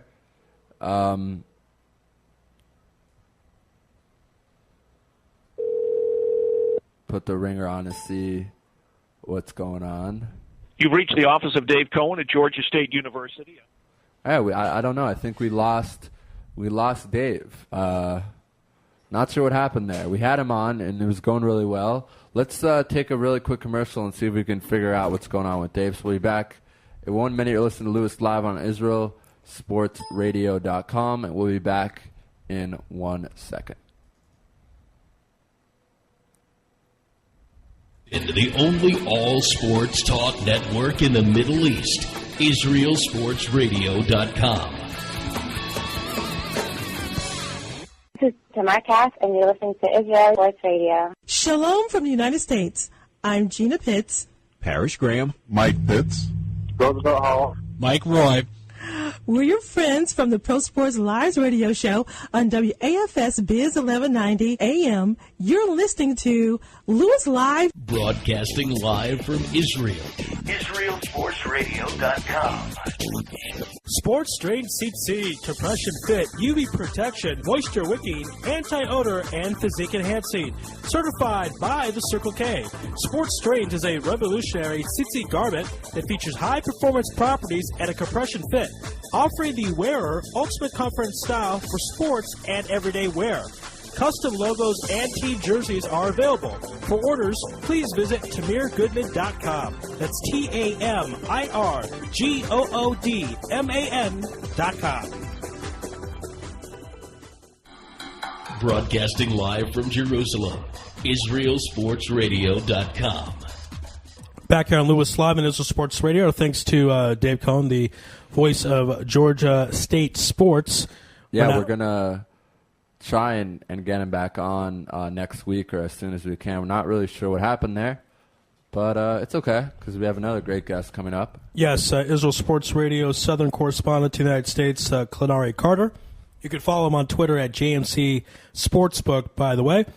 Right. He'll be on in a few moments. We'll discuss the Michael Vick injury. Andy Reid says he will be ready for the opener, but we don't know if he's playing possum or not, or if Andy Reid's lying to the media. Sometimes coaches have to mislead the media because if it's a very serious injury and he's going to be out for more than a few games in the beginning of the season, I don't think Andy Reid wants to divulge that information to his opponent. So, yeah, it's just kind of ridiculous, though, how he keeps getting injured. I'm getting tired of it, Ari. I don't know if you are. Just stop running into the guys, Mike. Like, stop hurting your team. I mean, maybe it's because he's all tough and all that, but stop hurting your team because it doesn't help that you get injured 3 times a season and it's always his ribs because he gets hit hard. And I don't feel bad for him at all. But at first I did, and no, not anymore. Sorry, Mike. Anyway, that were just You're probably a dog lover, though, right? No, I don't like dogs. I don't care about that. He served his time in jail. Snoop Dogg killed someone and never went to jail. So did Tupac. Right. Well, hey, you know how I feel about Tupac. All right, we've talked about this off the radio. I love Tupac. I bet Clonari loves Tupac. And Tupac is alive, so he's probably listening to you right now. I hope so. Tupac, if you're listening out there, I love you. You're one of my heroes. I get a lot of criticism for that, but especially from Ari. But 16, he's 41 years old. All right, I think we have someone on the line. Clonari, are you there? Yay. Hey, Clonari. Hey, man. How's everybody doing? Hey, we're doing great, man. Welcome to the show. Welcome back to the show. This is it's always good to have you on the program. Let's get right into it. We were discussing this before you got on the air. Michael Vick injured again. He is injury prone. Andy Reid says he is ready for the opener. Do you buy that, or is he posing for the media? When do you think we're going to see Michael Vick back behind center? Well, being that the opener is a couple of weeks out, I think that's a good estimate. As long as they keep him out for the rest of the preseason and take it light in practice and, take their time with that situation. We all know Michael Vick has a very, very, very bad history when it comes down to injuries. It's almost like hitting a fly on the wall. He's so fragile. He's so fragile, so. Do you think maybe he has to change his style, become much more of a pocket passer? Early in his career, he used to run all the time. They even made it in a ride in Atlanta, the Michael Vick Experience, which is dedicated to his running abilities. And I know he's got more of a pocket passer, but does he need to go even farther to avoid these injuries, which seem very constant in his career? Well, that's what the idea was when he came back in 2009. That's what the idea was for him to come back into the league and concentrate on being more of a pocket type of passer. Playing the way that he plays, very, very rough, taking off from out of the pocket, taking hits when he shouldn't be necessarily taking hits, not wanting to slide. There's different ways to actually go about doing that. And for some reason, he tends to go back to those previous tendencies that he's used to having as far as getting outside of the pocket and not actually standing there and being tall. So, I don't know if his height is the issue, not being able to see over the linemen, because Michael Vick is not that tall of a guy. So I don't know if that kind of rushes him out a little bit. I don't know if it's the offensive line actually collapsing and necessarily not giving him enough time in the pocket. Last year, if you notice, there was a lot of sacks, and the line wasn't necessarily the way it should be up there in Philadelphia. So there's all types of things that are going on with Michael Vick. Hopefully he can stay safe and make it through the rest of the preseason and make it there for Game 1. I have no doubt about Game 1. The only issue is how healthy will he be? Right. Can we get a full season out of Michael Vick is the question. The Eagles are going to need him to be healthy to have a chance to compete in the NFC East. Let's go out to Minnesota. Of course, they are trying to bring Adrian Peterson along slowly and have him recover from his injury. Apparently, the plan is to have more practice and have him play less in the preseason games. Adrian is okay with this move. I think this is a smart move. I think there are too many preseason games in general. We've talked about this on the air before. What do you expect out of Adrian Peterson this season? Generally, as far as fantasy football is concerned, whatever that's worth, he's been the number one pick for the past couple of years. But with his injury, I'm not sure. What do you expect we'll get out of Adrian this season? Well, I will say this one. on the note of NFL fantasy football, I'm not taking Adrian Peterson as my number one pick. Not this year. Wow, okay. Normally, you're right. Normally, you're right. You know, you go on ahead, you go with Adrian. But you have other running backs out there, Arian Foster. I think Marshawn Lynch is going to have a very, very good year this year. There's other running backs out there that you can kind of look at that are not having to deal with coming back off of a injury. Now, I do agree with the fact that, hey, let's go on ahead, let's hold them out. Preseason, this is not the time to be taking your $10 million Cadillac and going outside. Right. I like and that. driving it around for no reason, you know. So you don't want to risk that type of injury there. And if something is going to happen, let it be during the season. And not only that, but that gives his body more time to actually acclimate his mind and his body to being back on the practice field and being involved in football. So, you know, hey, there's no need in risking that right now. I like that analogy, the $10 million automobile. That's certainly got to be careful with it. He's the best player on the team, one of the best players in the league when he's healthy. So we hope AP has a healthy season this year. Let's go out to Jacksonville. Of course, you're our Southern correspondent. Maurice Jones-Drew still holding out from the Jaguars. He is not happy with some of the comments ownership has made. Do you think this holdout's going to be solved before the beginning of the season, or will he miss a couple of games of 2012?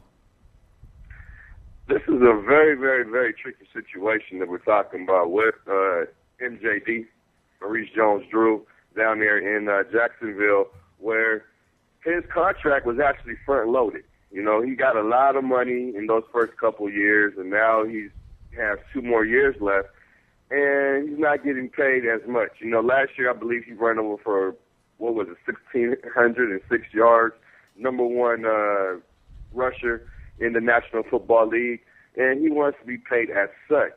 But the thing is, hey, they already paid him. And right. I agree with the owner. I agree with Khan on this one issue. We already paid you. We took the risk a few years ago on believing that you would take over for Fred Taylor and provide a stability. Now, we did that based on the fact of what you could do. And we paid you a lot of money for that, for what you could do. And you came through and you did it. Now you still got 2 more years left. I'm not going to go out here and waste my money, you know, when I've already paid you. You know, so they have to stick to that original deal.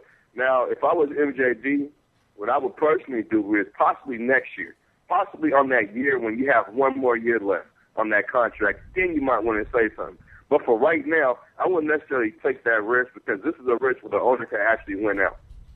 Yeah, thank you for the inside information. We did not realize that the contract was front-loaded, so I don't like MJD's actions. Many times I'm with the players against the ownership because football does not have guaranteed contracts, and they're risking their health every single play of every game. So I generally go with the players, but this time I agree with you, and I think the ownership is right there. Let's stick with the Jaguars because they'll have 4 games in London, England, and I know they're on the East Coast. Jim Williams brought up the point that a flight from Jacksonville to London is shorter than Jacksonville to Seattle, but still, if I'm a player... Is it though? That's what Jim Williams said. If Jim Williams says it, I guess it's true. Yeah.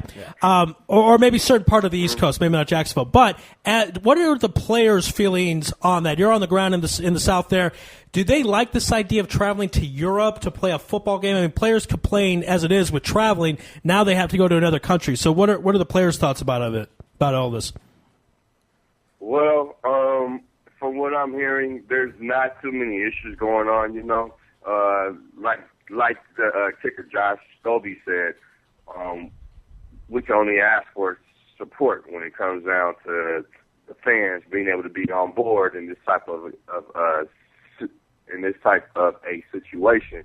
It's not the Jaguars' fault. It's not the owner's fault. Hey, this is the NFL broadening their horizon and putting something overseas. You know, we've always had games, whether it's been in Japan, because I remember one year, Adrian James had a flight issue. He hates to fly, right. But he had to fly. But he had to fly to Japan, and I believe the coach had a game overseas. You know, but from the big market standpoint, this is not necessarily about a specific team or about what that market has done or the market lack of support in Jacksonville. This is about the NFL broadening its horizons and having games that are overseas. And I think that this is actually good for the National Football League. My only hope is that the National Football League would have possibly sent over a few better teams. Right. You know, we're talking about Jacksonville and St. Louis playing their games in 2013 and 2014 in London. How about Dallas Cowboys? How about Patriots. About the New England Patriots? Right. How about some of these other big-name teams, Green Bay Packers? How about we bring some of our highest quality and bring it back over there and see how the fan base likes that overseas? And not versus, just hey. Yet, not just higher quality teams, but players which have worldwide appeal, like Tom Brady, Aaron Rodgers, Peyton Manning, and so on. So the London fans can really get behind this and have NFL spread, even if not we're going to put teams out there, but have the television ratings increase for all the games. Raphael wants to jump in. Go ahead, Raphael. Hey, Clenari, how you doing, man? Hey, man, I'm doing all right. Just a random question. Ari's going to be doing most of this interview today, but you're Seahawks. You're from Seattle. Everyone who listens to our show knows that. Going with Russell Wilson, the rookie out of Wisconsin, this Friday. Is this, I don't know, I need to read more about this, but is this kind of supposed to be a message by Pete Carroll to Matt Flynn? Yeah, we paid a lot of money for you, but watch out. There's someone who can compete with you. I mean, Russell Wilson's another great story of one of those guys who's very short and probably went in the fourth round or late because he was so short, was a superstar at college with North Carolina State and Wisconsin. We know they spent a lot of money on Matt Flynn. So what kind of message is this by Pete Carroll, Clenari? I think it's the type of message that Pete Carroll has always had. He's always had this message all the way from his USC days. You come in and you compete. I don't care about how much money we're paying you. You come in and you compete for your spot. You know, hey, Matt Flynn might be the best backup in the NFL. Or Russell Wilson might be the best backup in the NFL. You actually got two great, I shouldn't say great, but you actually have two good quarterbacks, one with a higher ceiling. I would say Russell Wilson has much of a higher ceiling compared to Matt Flynn. The reason why I say this is because I've been watching the games. I've been watching the first two preseason games. Matt Flynn has yet to score a touchdown. I think he did a touchdown drive against Tennessee, but besides that, hey, for some reason, he's been efficient, but he could only throw the ball on average of 5 yards. You know, I mean, he's been efficient, and he's been hitting his targets, but it hasn't led him to a lot of points on the board. There's nothing spectacular about Matt Flynn. Now, when you watch Russell Wilson against the number twos out there during the preseason, he looks like a star. And I understand that these are second-string players and that they're backups, but he looks like a star on the field compared to second-string players. So now, because Pete Carroll's been living by this mantra of competition, well, now you have a real competition. Because when you look at Russell Westbrook and you look at the fact that he's thrown or the fact that he's led 5 touchdown drives to Matt Flynn's 1, it makes you kind of question yourself. And not necessarily question yourself as a coach, but it makes you question this whole thing and just putting Matt Flynn in as the starting quarterback when you're supposed to have a true competition. If this right here is really a true competition, then both players are supposed to be able to show what they could do with the first and second string. So since Matt Flynn got his shot with the first string in the first 2 games, and he didn't necessarily look all that great, but you looked at Russell Wilson, and he looked spectacular against the second string. In the mode of competition, Russell Wilson has earned the right in preseason game number 3 to go on ahead and see what he can do with the first string. And if he goes out there and he plays the way he's been playing this preseason game, Matt Flynn's number 1 starting position is in deep jeopardy. Clara, you said something interesting at the beginning of your answer. I don't know if it was a Freudian slip, but you said Pete Carroll always told his players, we don't care how much we're paying you. Of course, at USC, a lot of the players got paid. So I don't know if you noticed that or not. You had a Freudian slip there. All right, Clark. Yeah, you said that back at USC too, right? Yes, see? Some of the players... No. The competition and playing in Seattle, all right? Well, some of the players at USC might have got paid a little more than the Seahawks, and some of those USC teams might have been able to play with the Seahawks, so I understand where they're coming from. We're sorry this segment's short. We're going to ask you one more last question before we let you go. Mark Cuban did something very interesting regarding Jason Kidd. Of course, Kidd signed with the Knicks, didn't go back to the Mavericks, and they were friends at one point, Jason Kidd and Mark Cuban, and they apparently have a falling out. Mark Cuban's not going to retire Kidd's number. Kidd's been one of the best point guards of this generation. So want to get your thoughts. Is this a correct move by Mark Cuban, or is he being somewhat childish and immature? No. Being childish and not. When you look at the fact that, okay, Jason Kidd was drafted by the Dallas Mavericks, then he was gone and then he left. Then Jason Kidd comes back to the Dallas Mavericks about a decade later, and he wins the championship, and he goes to the NBA Finals. Okay? But how many years has he actually spent in Dallas? You know, that's the issue that I have with these journey type of players. Even with a Chauncey Billups, you're great. You did good. But because you've been going from team to team to team, does anybody owe you? Does anybody owe you anything to say, we're going to retire your jersey number and put you up in the rafters, and you just been hopping around like that? I don't necessarily agree with that. And it was Jason Kidd who said that he wanted to walk away from the Dallas Mavericks, and Dallas Mavericks were actually offering him a competitive salary compared to the one that he received with the New York Knicks, and he walked away from it. So I can understand a little bit of bitterness coming from Mark Cuban. But if you take that bitterness and you put it aside and you look at actual numbers and years, they don't owe him anything. Right, Kanari. And part two of the last question with Raphael, same kind of interesting thing with Jason Terry. Jason Terry was saying, they better put up my jersey. I feel like I deserve it. He spent 8 years there. I had a pretty interesting argument yesterday with AJ Mitnick, one of our Israeli basketball friends who coaches here, about that. He was saying he's been there for 8 years. He helped them win a championship.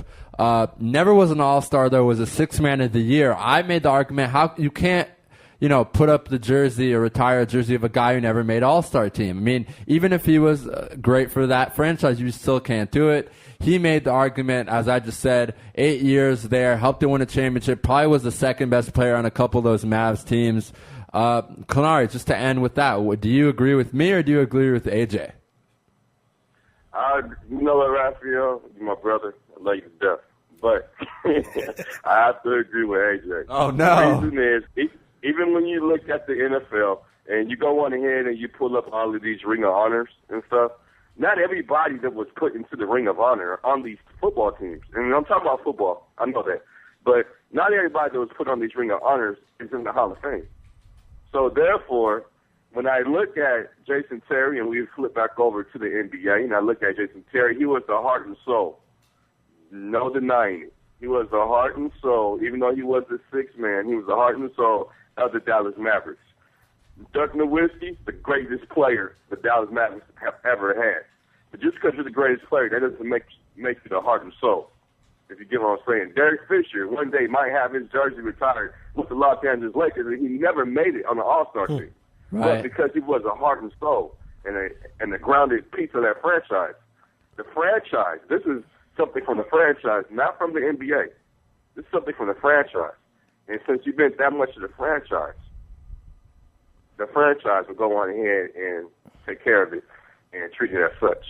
Great point. Yeah, that was excellent point. Excellent point. Always the best from Kanari Carter. Kanari, looking forward to having you on next week. I know your mom's in town, so enjoy your time with your mom. Yes, I sure will. I appreciate you guys. It's always a pleasure. If anybody out there listening, guys, get some time, go to JMC Sportsbook on Twitter and JMC Sportsbook on Facebook. Go on ahead, ask questions, let's talk, let's put together a nice little dialogue. Fantasy football's coming up. I don't know how you guys are doing. You guys are fantasy football team, but you might want to get an Israel Sportsbook League. I mean, not an Israel Sportsbook League, but an Israel Sports Radio League going. Actually, we do have that, so we'll extend the invitation to you. I don't know how many spots we have left, so no, we'll get one. We'll take care of that. We'll send you out a link. Find you one. I'll send you an invitation later, Kanari. It'll be a lot of fun. All right, cool. Yeah, you guys have a wonderful day, and I thank you always. All right, Clenari, have a great day, and look out for that invitation in your email. All right, thank you. All right, see you later, Clenari. All right, that was Clenari Carter, our Southern correspondent to the United States. Right, and we need to get him on there. I'm going to work on that today. We might have to kick someone out of the group. Oh, yeah. For Clenari, yeah. Sorry, someone random out there.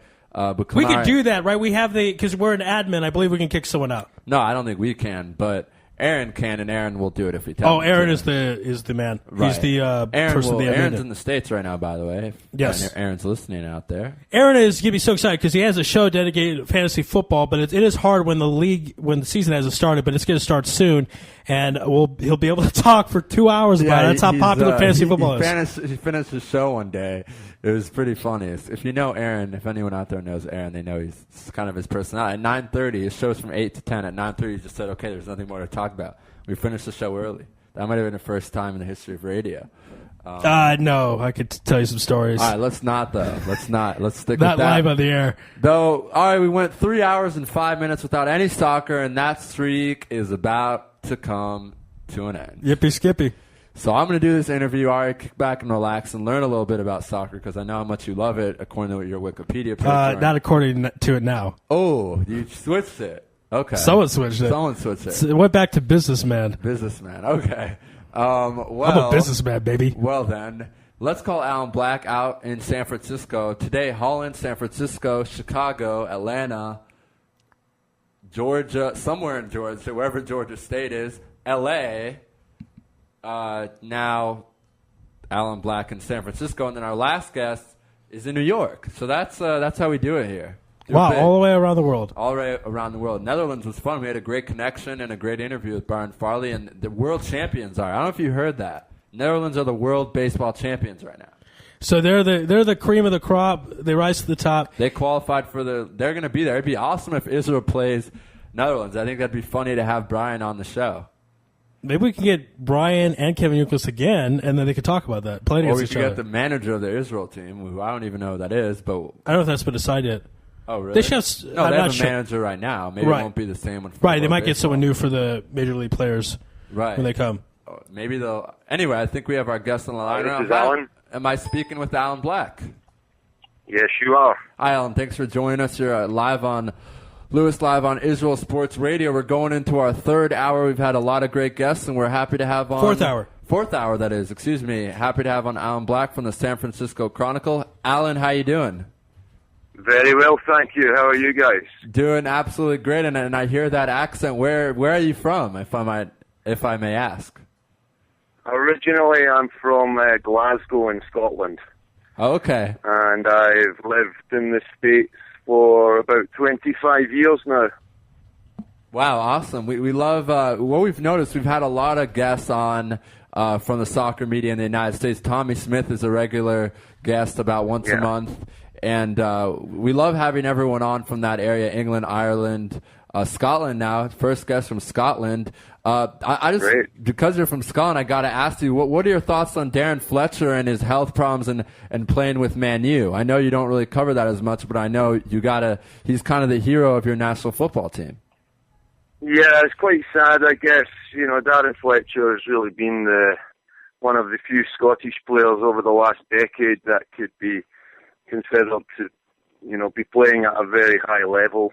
And, unfortunately, sometimes illness can strike anyone. And I hear that he is back in training, so hopefully they can, get him up to shape and, bring him back into the fold. I think Alex Ferguson will be loyal to him, and he's already said that the club will do everything in its power to make sure that he's taken care of and can come back, maybe into the team. He's certainly an asset, so let's hope. Yeah, absolutely. It's been a pleasure to watch throughout the years, and I hope he comes back from that brutal, I forget what it's called. I know it's a viral disease or whatever it is very dangerous, and I know that sometimes we had a guest on a couple of days ago from goal.com, Greg Stobart from England, who was telling us that he could train for a week and then be fine, and then the next week he could barely breathe and he has to rest. So it's very sad what happened to him, and the name of it is colitis. Just want to get the name for our listeners out there. Yeah, that's right. And but yeah, I wanted to ask you before we get into the MLS and American soccer, what is it like being from Scotland and not covering European soccer, covering everything that's going on in America? How does that sit with you? Well, I find it very refreshing. There's a kind of elementary concept to American soccer, to professional soccer here. The MLS was founded in 1995, even although you've had a long tradition of soccer being played in the US. The current form is only 17 years old. So there's a freshness to it. There's a young spirit that's emerging in US soccer, and with the advent of globalization and soccer being shown on cable television over the last 10 years, you've had an increase in interest in soccer. All the statistics indicate that there are more people watching it, there are more people attending MLS games, there's more exposure, and you also have the success of the United States men's national team in the World Cup, having qualified since 1990. So there's something new about it, and that's kind of exciting to be at the, if you like, the beginning of something. It's a very American experience to sort of be out there in the frontier, and soccer is, really a pretty good metaphor for a sports frontier in America. It's charting new territory.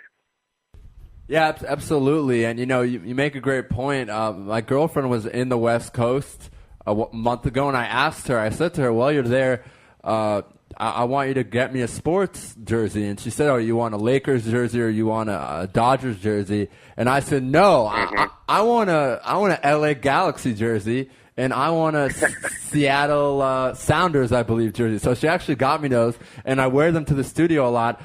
Let's talk about the MLS before we talk about the U.S. national team.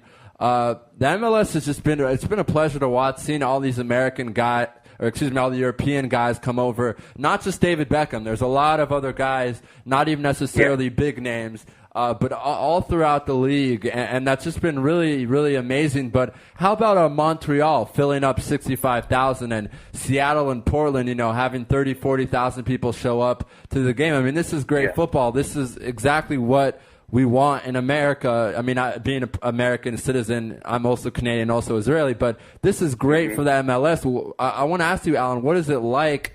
You're in the West Coast to go to these matches and see, flags and see people just going nuts for football in America. It's fantastic. The energy is electric, and it's almost as if you can think of the movie metaphor when you have a sleeper hit, they call it. It's this movie that's popular underground, and there are millions of people who are connecting to soccer that way now. They go to the games, they watch the games, the standard of soccer has increased so much, and there's an electric atmosphere that, as you said, is generated by teams like Seattle, and up in Portland, the Timbers have a huge support, Los Angeles. The local team here, the San Jose Earthquakes, which I follow regularly, they have a great set of supporters there, and they bring this electrifying energy that anyone who experiences it, all you have to do is go to a game, and you come away from that game and you want more. And that's why US soccer is growing, because people are experiencing it viscerally, and they're saying this is different from other US sports. Other US sports, baseball, you have to sit down, they feed you entertainment, they feed you food, everything's handed to you on a plate. But as we know about soccer, the fans have to create their own drama, and I think that's what people are responding to. Yeah, and it's just, it's really great to see. And let's talk about that U.S. men's team going into Mexico and winning for the first time in 75 years. Tim Howard, absolutely spectacular match, then having an even more amazing match against Man U a couple nights ago and helping his Everton squad move on and beat Man U. But let's talk about that match, Alan. Were you surprised that America was able to get the W, especially with a lot of its stars in Europe playing in the leagues that have started or are starting in the next week? Yes, everyone was surprised. It's one of those scenarios where no one expects anything but another defeat, and usually it's those kind of games that can produce the result that no one expected to happen. So it was, while it was a friendly and it didn't have the import that a World Cup qualifier would have, it certainly broke the taboo of 75 years of never having won in Mexico. So the benefit from it is really all about confidence and a belief that the U.S. can now go to Mexico and beat Mexico in their own country. It's important in the sense that Klinsmann, the U.S. national coach, is trying to build a new type of identity, I think, for American soccer at the international level. He wants the team to be more aggressive and more, as he said, nasty, and to be tougher. And U.S. soccer, because of its relationship with the collegiate system here, where many players come through college, and they come through training programs that are put together in a systematic kind of way. Klinsmann wants to bring that more rudimentary, almost street-like fight to the identity of the U.S. national team. And so this will go a long way into making the players believe that they can, take bites out of bigger dogs, if you like. Yeah, no, that's a really good way of looking at it. And one of the things I thought that was interesting from this match was that I believe the player who scored the go-ahead goals, his parents were born in Mexico. Is that correct? Right. So there's a lot of players on this team that play in Mexico right now. DeMarcus Beasley, who is getting a little bit older, Hercules Gomez, Joe Corona. So what is it? What do you think that's like for them to be able to? They play their domestic football in Mexico and then to go in and win in that amazing environment. I mean, people say it's one of the toughest places to win in the world in football. Yeah, well, I don't know. It might be kind of lonely. I think if you go down to, if you're Mexican American and the pride that the Mexican American community has and their ancestral, their roots, their family roots in Mexico, to go down to Mexico and beat Mexico in the colors of the gringo, then you're, going to, perhaps not be to the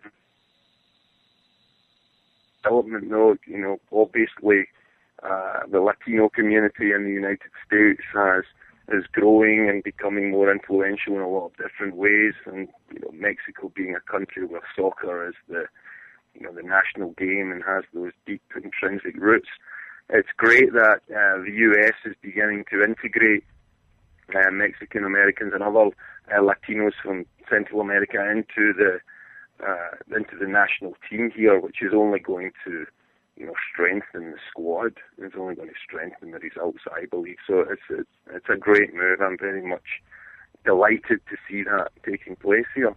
No, yeah, it's really great, and it's great to see a country that definitely has or can get a lot of support from its fans. If they believe there's a reason to. I mean, American fans are great fans. Let's not be wrong here, but they haven't had much to root about, or not much to root about. It's not true. The American team has been successful, but it seems that right now it's just a great time for soccer in America. Just the MLS is really at an all-time high. A lot of people like to give credit to David Beckham. We've actually had the play-by-play guy of the Galaxy on our show, and I don't know. I don't think that Beckham deserves all the credit for that. I think it's the leadership of. I know what you're saying, but I think I have to disagree with you. I think Beckham is an example. Forget all the celebrity. Forget Beckham as a global icon for brands and advertising. As a soccer player, David Beckham is one of the best examples that any young player can look to. Here's a guy who takes care of himself in a very, very powerful and professional way.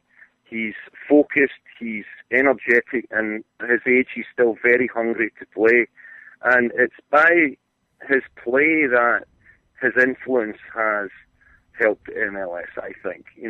Of course, his celebrity has drawn a lot of media attention to it, but no one can say that Beckham has been anything but a consummate professional soccer player. And it's easy to dislike David Beckham's fame, but there's not one thing you can say negatively about his attitude towards playing soccer. Yeah, no, you're right. You're absolutely right.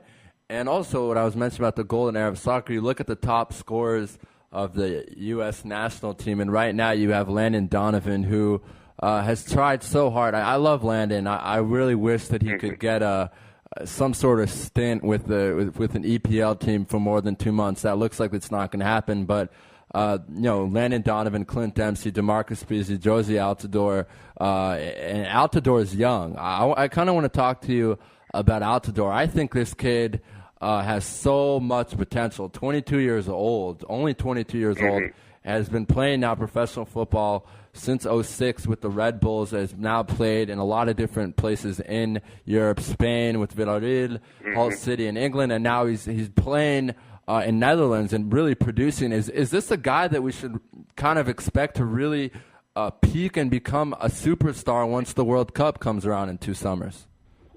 I think there's certainly the possibility of that happening. You just have to look at his influence in the 2010 World Cup. But more importantly, you have to look at his attitude and the way he is hungry to make his impact on a game. He's the kind of guy that's not going to give up. He's the kind of guy that's going to cause defenders a lot of problems. Just his very presence, his size, his energy, his work rate, everything about him indicates that if he can stay healthy, if he can get plenty of playing time, then potentially he becomes, one of the great American soccer players. Yeah, and I want to talk now about Dempsey, because he's right now not even just the biggest soccer news in America, but in Europe.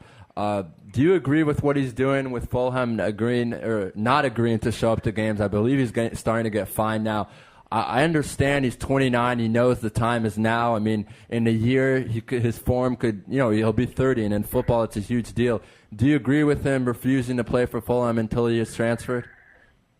Well, the way the game is these days now, with players taking advice from agents and, seeing themselves as commodities in the marketplace to get the best value that they can, achieve for where they're at in their careers. You can understand it at least, intellectually on that level. However, in saying that, you wonder, why he would not want to just get out there in the field and play. Of course he might be injured, but, he could be injured in the first game that he plays for his new club. There's football has become, atomized in that way that, the individual has taken on almost a supremacy to the concept of the team. And I hope, Dempsey is able to finally get a team to play. He's a great player and he still has a lot of soccer in him. But you don't want to get a reputation of somebody who's, self-absorbed, I think, with, constantly thinking about your paycheck, how much you're worth. So, hopefully someone will buy him. Is anyone interested? That's what I read, that he was having trouble actually finding a team. Yeah, I mean, for a while it was Liverpool. I mean, that was what's going on all summer. And then Liverpool made a lot of moves, and they're trying to, start over with Rodgers, and they're, who knows? I mean, they're trying to get rid of right now of Carroll, and so maybe he could come in and replace Carroll. I know they're not. Yeah, that's probably what it is. It's probably got to do with the Carroll deal. And once they get the money for him, they probably could pick up somebody like Dempsey. But, Fulham are a great club. And Dempsey there's a great tradition there, of course, of American players playing there. They have a bar at Craven Cottage that's named after Brian McBride. Right. So whenever a player has a bar named after them at a soccer stadium, then you've got to, think that's probably the high point of their post-careers, is knowing that they can go to a pub somewhere in a football stadium that they played at. And, Fulham are a good team, and Martin Yall's a great coach. And, I think Fulham are going to finish above Liverpool. this season. So, yeah, it's one of those choices. How about Everton finishing above Liverpool this season? Oh, without a doubt. Yeah.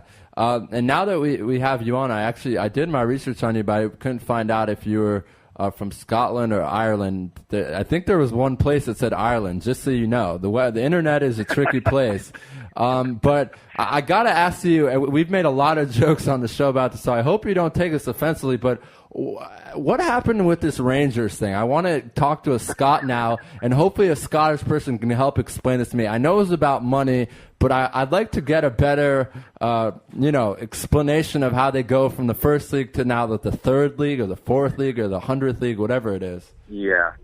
Well, I'll do my best. Unfortunately, we would probably need about, 5 hours to truly understand what has happened, because it's an intricate web that goes well beyond soccer. It has to do with the internal politics of Scotland and the historical relationship between the west of Scotland and Ireland, and the sectarian quality that Rangers and, by association, their partners in the old firm Glasgow Celtic have created in Scottish football for the last 100 years that has been negative. And taking that as the starting point, essentially, the trigger, of course, came through the club going bankrupt and then falling foul of the rules about, having points deducted, and then they went into administration. They went officially bankrupt, which meant that they were kicked out of the Scottish Premier League by the rest of the teams. Now, they didn't have any sympathy for those connected to a variety of reasons, some of them related to what I just said previously, their impact in Scottish society in general. So they were quickly kicked out of the Scottish Premier League, and then they had to reapply to the Scottish Football League, which is the lower leagues in Scotland. Right. And they were accepted into the very bottom of the league under a new business concept. The old Rangers is dead. That business model no longer exists. Of course, the history of the club is there, and everything that they've achieved since 1873 when they were founded. But essentially, they have an entire new platform that's beginning there in their business model. But it's truly a fascinating story, because it goes beyond soccer. It's the perfect, another great example of how soccer's influence in society, is quite profound and deep. And it's really worth researching. But as I said, it would take about 5 years for us to go through all the minutiae. So. Yeah, no. So that's the story of Rangers. There are many people who are very happy about it in Scotland that they have been relegated to the lower leagues, and then there are many people who are angry about it. So whenever you've got that going on, you're going to have fireworks. That's true. Last question before we let you go: is this good news for Celtic? I mean, is this good news for the league? Because now there used to be that huge rivalry, Celtic and the Rangers, and that rivalry is gone now. I mean, obviously because they can't play against each other. But is this good for the Scottish Premier League, or is this bad? What do you think? Well, the state of Scottish soccer has been in this vice lock between Celtic and Rangers for almost over 100 years, with a few exceptions in the 1980s when Alex Ferguson was at Aberdeen and Dundee United were playing well. But you've basically had a league set up where the league is not competitive. You have two teams, and Rangers were in the Premier League. You had two teams that fought for the championship every single year. So the idea of it being competitive in any way was, a joke. It was a two-horse race. Now it looks like it will be a one-horse race, but with Celtic being the only team in the Scottish Premier League. But what you also have, though, is you have this new set of circumstances. You have this, the bond has been broken. It's the vice lock that's been there for 100 years has been snapped. And so when you have this potential change of dynamics profoundly at the root of the game, then many things can happen. It can, it could be the beginning of a new era. It could mean, more energy going into the Scottish game. It could help the national game. It could make things more competitive in the Scottish Premier League without Rangers being there. So there are all these positives that could happen, but there are also the negatives that are already there that could continue to go on, and it could get worse. Although Scottish soccer has been in decline now for about maybe 20 years, 25 years, and it's that's all related to the sort of general shift in power in soccer and a sort of more globalized kind of marketplace. Smaller countries have a very difficult time in keeping up with the power of the global soccer market. So we'll see. It's an exciting time, and whether it negative, only time will tell. Yeah, very very interesting stuff there. Good breakdown the Scottish Premier League. Alan, thank you so much for joining us. We got to run, but enjoy your time in America covering the MLS and all the great soccer there, and let's talk again soon. Certainly, anytime. I'd be delighted to come on. All right, Alan, have a good day. Talk to you later. All right, bye-bye. Bye. Alan Black from the San Francisco Chronicle. What a great voice. Yeah, I love the voice. I mean, another kind of like Sean Smith. Connery. Yeah. Now, from one football to another football, of course. And now we're going to be calling a rep of the NFL Players Association. I'm excited for this interview. Ari's going to do most of it. I'm just going to listen. But we're going to talk about concussions. I think we have to. And hopefully all the people in the IFL are listening to this interview because it's interesting and it pertains to them. I'm not sure if we're going to get directly to George. Hopefully we will. Okay, let's see what happens.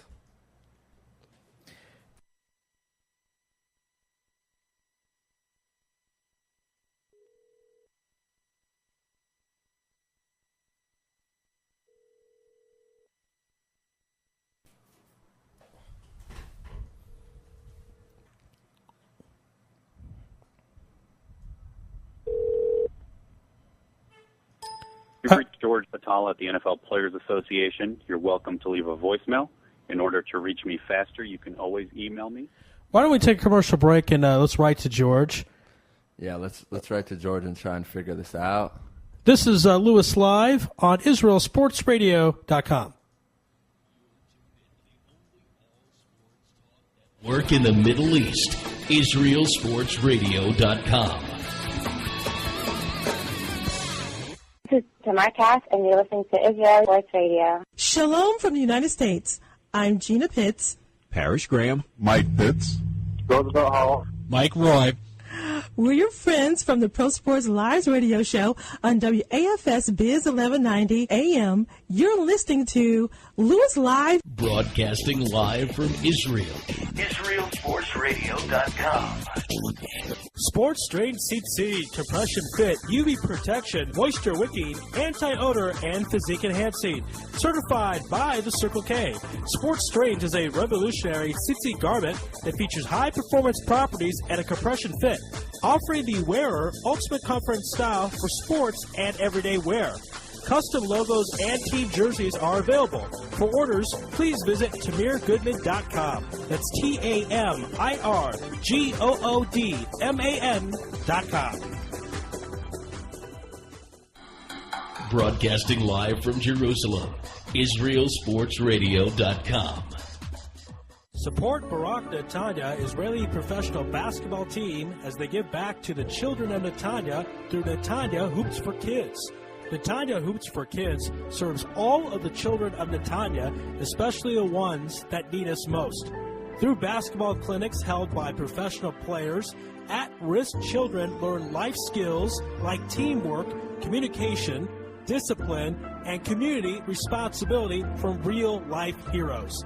Netanya Hoops for Kids partners with the municipality, schools, and local nonprofits to bring thousands of children to basketball games each season. Join us as a donor, partner, or fan. One city, one team, one family. www.netanyahoopsforkids.org. The biggest names in sports are all on IsraelSportsRadio.com. DJ Venom, DJ Venom, DJ Venom, DJing parties throughout Israel, birthday parties, weddings, club events, bar mitzvahs, bat mitzvahs, and much more. You pick the type of music, and DJ Venom will turn your event to the party of the year. Available Sunday through Thursday. Call 052-952-6506 or email djvenom1984@yahoo.com. That's 052-952-6506 or email djvenom1984@yahoo.com. Book your party today. That's DJ Venom. Dimitri Salita, and you're listening to IsraelSportsRadio.com. Building love of Israel, one sports fan at a time. IsraelSportsRadio.com. Back here on Louis Live, just want to take a quick time to say happy birthday to my cat, Don Morris. It's actually yesterday. He turned 29 years old. So happy birthday to the Don. Congratulations on that. Your what turned 29? My cat. Your cat. Okay. I'm very upset at Andy Gershon for writing a nasty phrase on the wall, but Don will take care of it. All right. We're just going to move on and not comment on that. We just got word that George is there, so he should pick up this time we try and call him, and Ari's going to take this interview for about 20 minutes, 18 minutes. It's our last interview of the night. He's standing by. All right, we were told he's standing by. Okay, so we'll try to get in touch with George. Let's keep an eye on if he's picking up. All right, I believe he's there, so I think we have George on the line. Hi George. How are you? Hi, George. This is Ari Louis. You're live on Louis Live on Israel Sports Radio. How are you doing out there?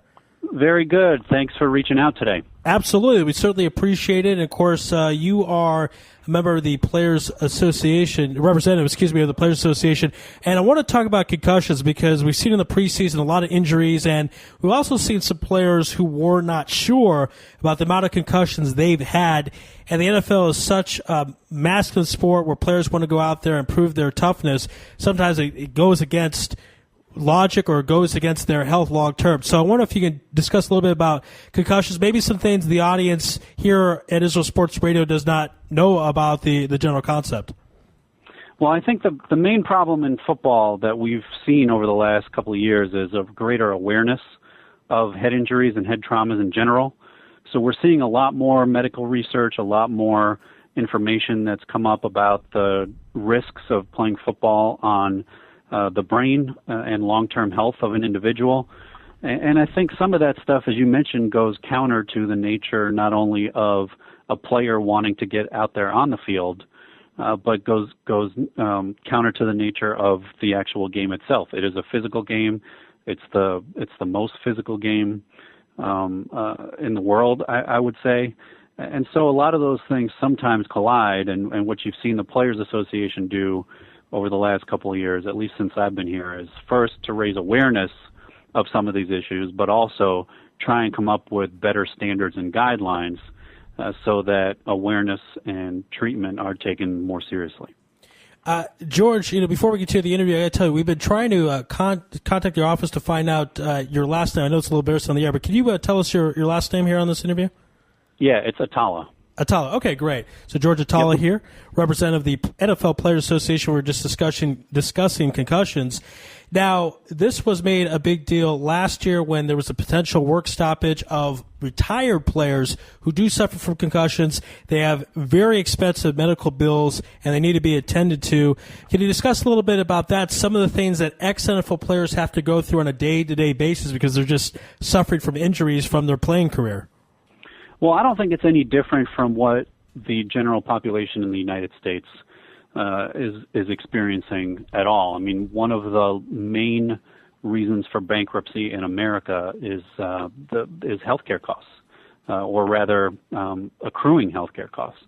So I think you see that with NFL players who are a larger risk population, and they end their careers, and oftentimes they've either not disclosed injuries that they've had because they've wanted to stay on the field given the competitive nature of the game and of keeping their jobs, or they've had injuries as a result of playing, just general wear and tear on their bodies that some other people may not have. So I think a lot of those issues come up. But over the years, I think the Players Association, one of our main jobs has been to make sure that players do things like file for their workers' compensation, which in the United States is their right to gain and collect certain health care benefits based on injuries that they've received or have occurred in the workplace. So those are things that we're trying to do. We've also expanded the benefits that players can get over the years in this recent agreement that we signed. So over the course of this 10-year deal, former NFL players will be eligible for $620 million worth of funds to try and help them out. That's great, and because so many of these players nowadays are benefiting off the players of yesteryear, making the league such a popular league, the most popular league in the United States, one of the most popular in the entire world. So it's only fair that they're taking care of at least a bare minimum basic health costs so they can continue their life in the most pain-free way possible. Now, one of the things I want to discuss with you is business management for the players, because what people might not remember or realize is that the NFL player does not have a guaranteed contract. He can be cut at any time as opposed to Major League Baseball, NBA, NHL, and so on. A lot of these players are young when they get into the league, 21, 22 years old, and they might have this feeling they're going to be the next whatever, the next Walter Payton, Barry Sanders, Emmitt Smith, Joe Montana, and so on, and might think they might not be able to they might not be prone to injury, which obviously is not true. So how do you go about educating these young men that they might have to put aside some money, they might have to realize they might not be playing forever? I think that's one of the biggest challenges that we have in the modern game today. Salaries are healthy, let's just call it that. And so you have a situation now where players and the average career for an NFL player is just under 4 years. So how much earning potential does that athlete have, does that professional football player have in those 4 years? And how does he maximize his ability to take that 4 years worth of earnings and extend it, not necessarily over a lifetime, but make sure that they don't wind up in financial hardship?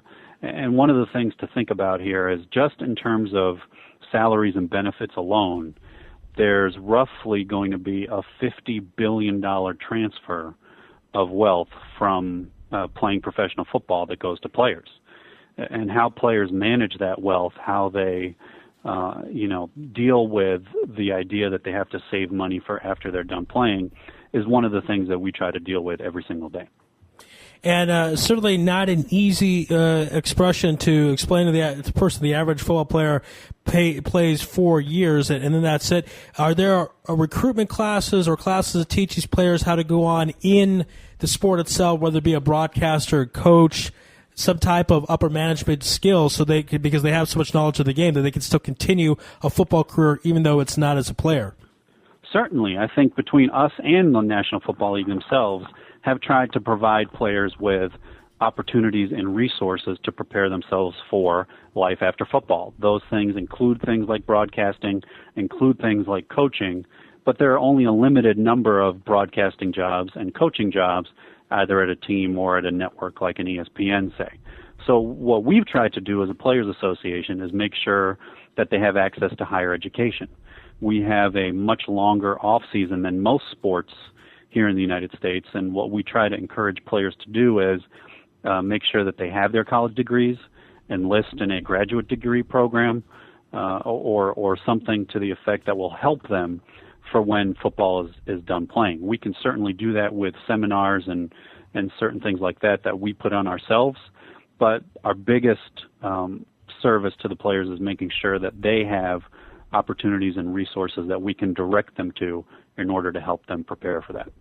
Now, going to the preseason, one of the questions I'm always curious about, because the preseason is so long in the NFL, it's 5 games, and if you go by ratio, it's probably the longest preseason of any sport, and there are a lot of injuries going on with the preseason. So is there talk about the players that they would like to have a shorter preseason so there's less chance of injury and less chance of missing the season? Again, we talked about these are not guaranteed contracts, so if they get injured in the preseason, they can lose a lot of money and their careers could be over. So has there been some talk about shortening the preseason?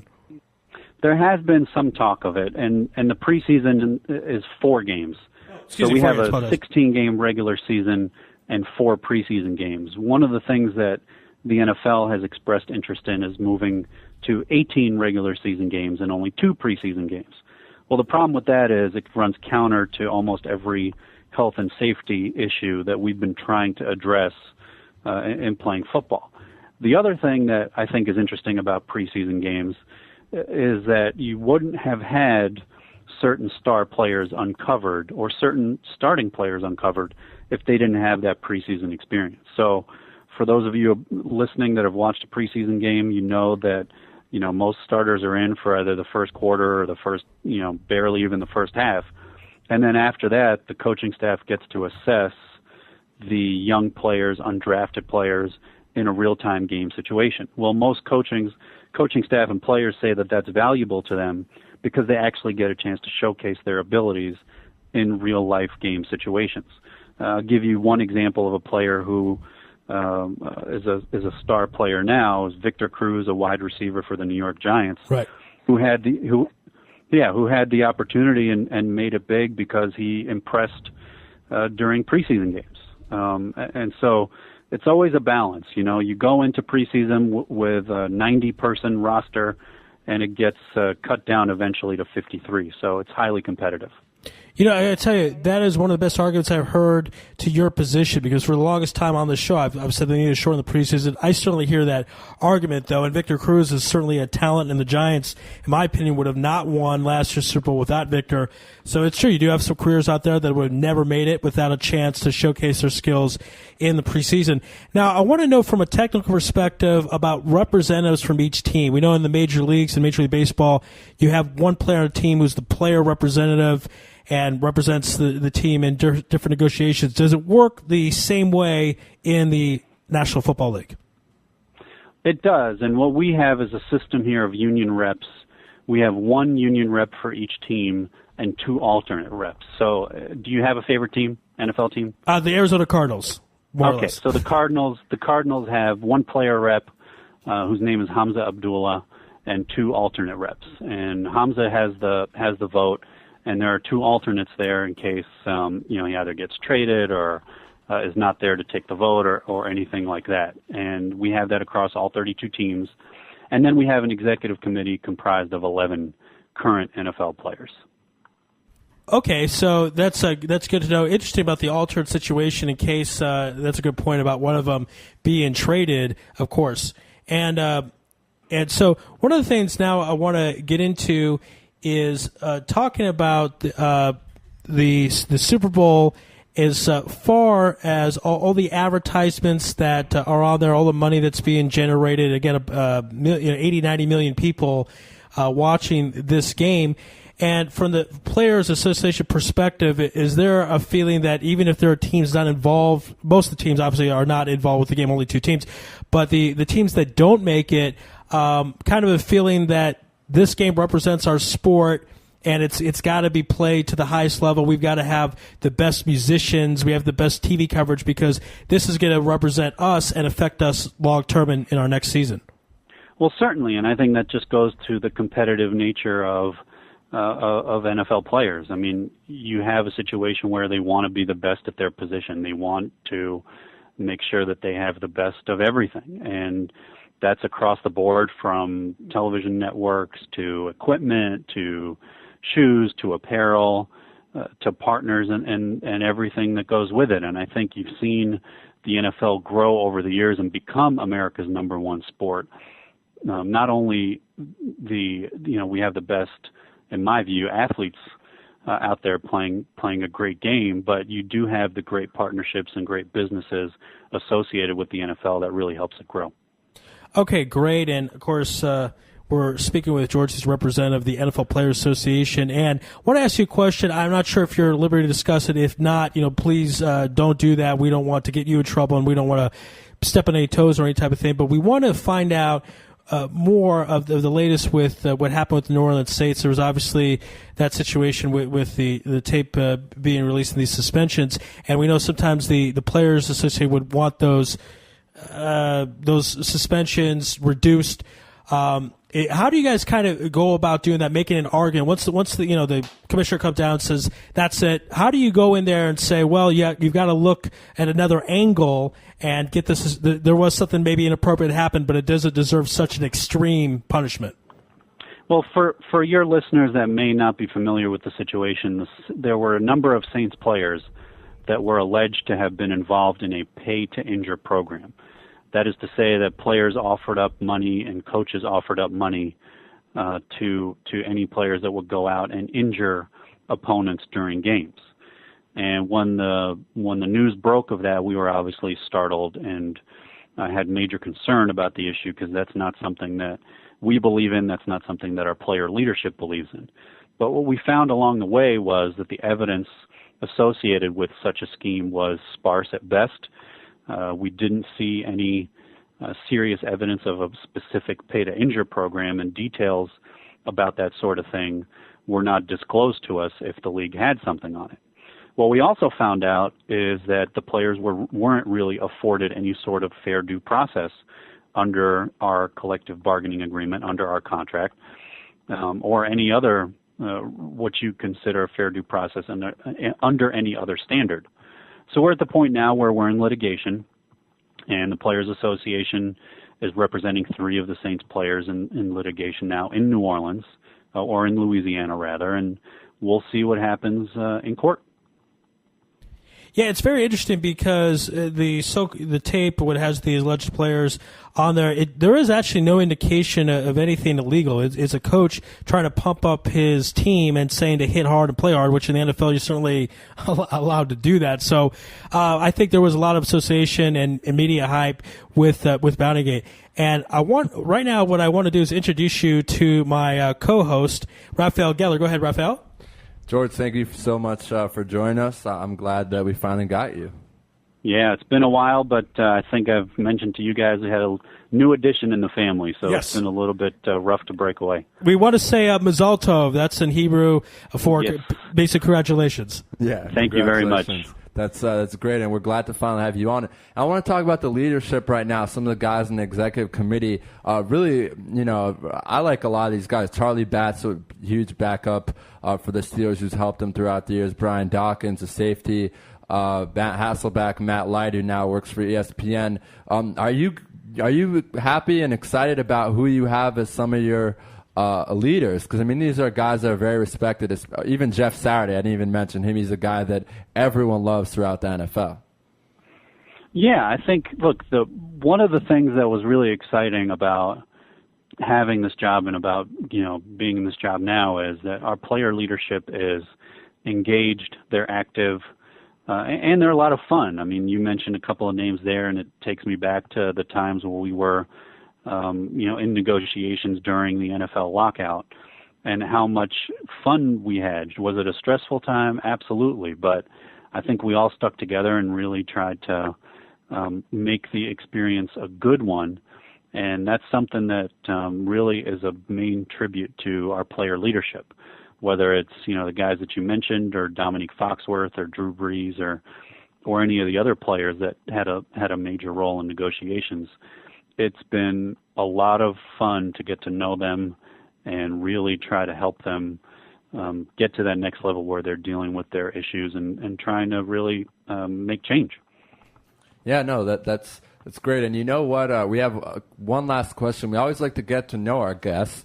So, George, how does someone become a media representative in the NFLPA? Could you kind of tell us your background, how you got this job, and I don't know. It's just very interesting to hear.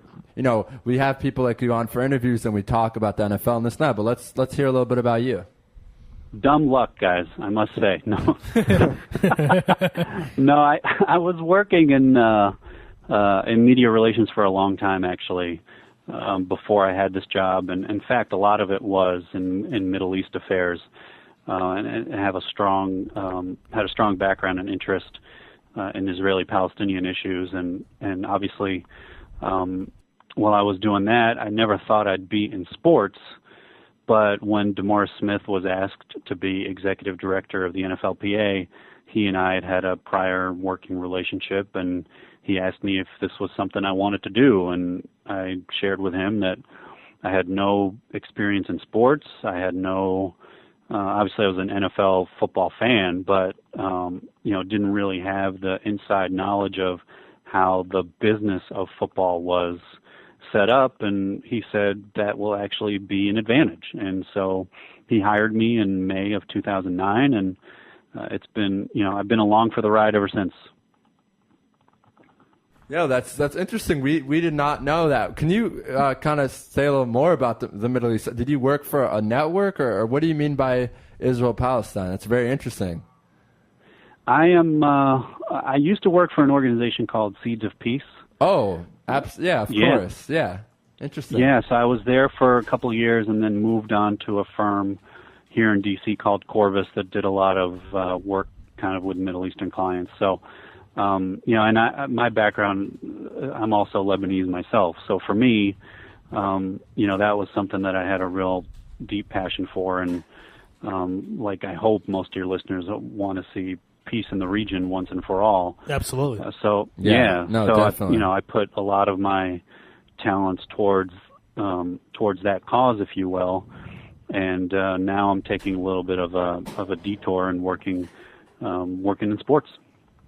All right, great stuff. We have to run, George. We're at the end of our program, but this has been a lot of fun. We really appreciate all the insight and the information, and I'm sure our audience does as well. And we would love to have you on in the future. I would love it, and thank you guys for the opportunity. Absolutely, George. Be well out there, and congratulations on the new edition. Thank you very much, guys. Take care. All right. That was George Atala, who is the NFLPA Players Association representative.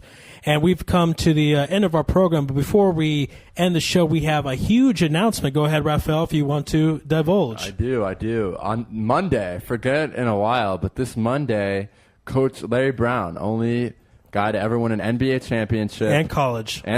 Will be joining us at 12 p.m. this Monday, August 27th. Coach Larry Brown. Very excited to go from Uke on Wednesday to Larry on Monday. I set my goals at the start of August, and we're very happy to have him on. It took a while, but yeah, very exciting. Monday, Larry Brown. One of the greatest coaches of all time. Yeah. That's huge. Just to be an honor to follow Larry Brown. Obviously, me and Raphael both have for a long time. And speaking of the Clippers, funny, it all comes full circle. Larry Brown took the Clippers to the playoffs in the 90s when they were one of the worst teams in the NBA. He figured out somehow, some way to get to the postseason. That's how great of a coach Larry Brown is. Period.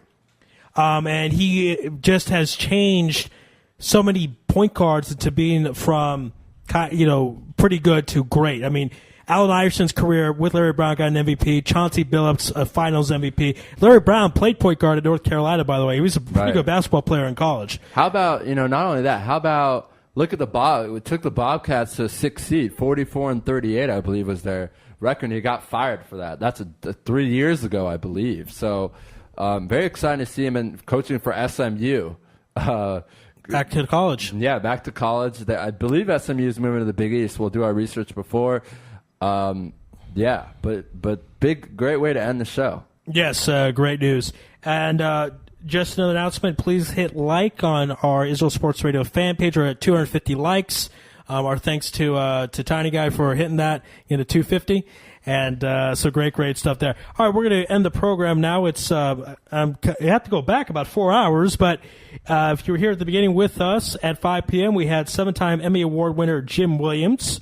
We thank him for his time, talk about the current news of sports. Then Kevin Youkilis with the Chicago White Sox, former of the Boston Red Sox, formerly of the Boston Red Sox, 3-time Major League All-Star and 2-time World Series champion. We went through everything, talked about Mel Gibson, of course, and he loved that because he saw the video. Talked about the Greek god of walks, as he was mentioned, and called that in the book Moneyball, one of the few books on tape that I listened to. And just a nice guy. That was a very fun interview, and it was great to hear Kevin do so well with the White Sox in the midst of a pennant race. We then had head coach of the Netherlands national baseball team, Brian Farley. Brian Farley, who they are coming off a World Baseball Championship. So congratulations to that accomplishment. And who knows, in the WBC, we may see Brian Farley and his Netherlands versus Kevin Youkilis and the Israeli team. Kevin did say that he would play for the Israeli team, assuming he's healthy and assuming the team makes the cut. We then had ESPN's Mark Robbins, who is known for his international exploits and international success, but he broadcast out of Bristol, and he was just a pleasure to have on, we think, Mark, for his time. That had Los Angeles Clippers play-by-play man Isaac Lowenkron, who discussed a lot of the Lakers, but also discussed Billy Crystal's admiration of the Los Angeles Clippers, following the team in the 90s, as I mentioned, when they weren't so good, and he did show up. We then had Georgia State play-by-play man Dave Cohen. So Dave came on for a short segment and talked about the college alignment and the different conferences out there in college sports. Then our Israel Sports Radio Southern correspondent, Kalari Carter, say Michael Vick should be ready by week 1 and ready to go for the Philadelphia Eagles. We then had Alan Black from the San Francisco Chronicle discussing football, also known as soccer. Great voice, sounds like Sean Connery. We thank Alan for his time. And we wrap things up with George Atala from the NFL Players Association. As Raphael gets up the cheers credits, we want to say to stay tuned for later programs on this week. Tomorrow we'll go back to our regular time of 6 p.m. We'll go from 6 to 8. Ari Bluestein and company will be on tomorrow. Harvey Frommer. Harvey Frommer. Jerry Coleman. And a lot of great people on Thursday. Monday, of course, Larry Brown, the legendary coach from the NBA and from college. But that's it for tonight. God bless and good night.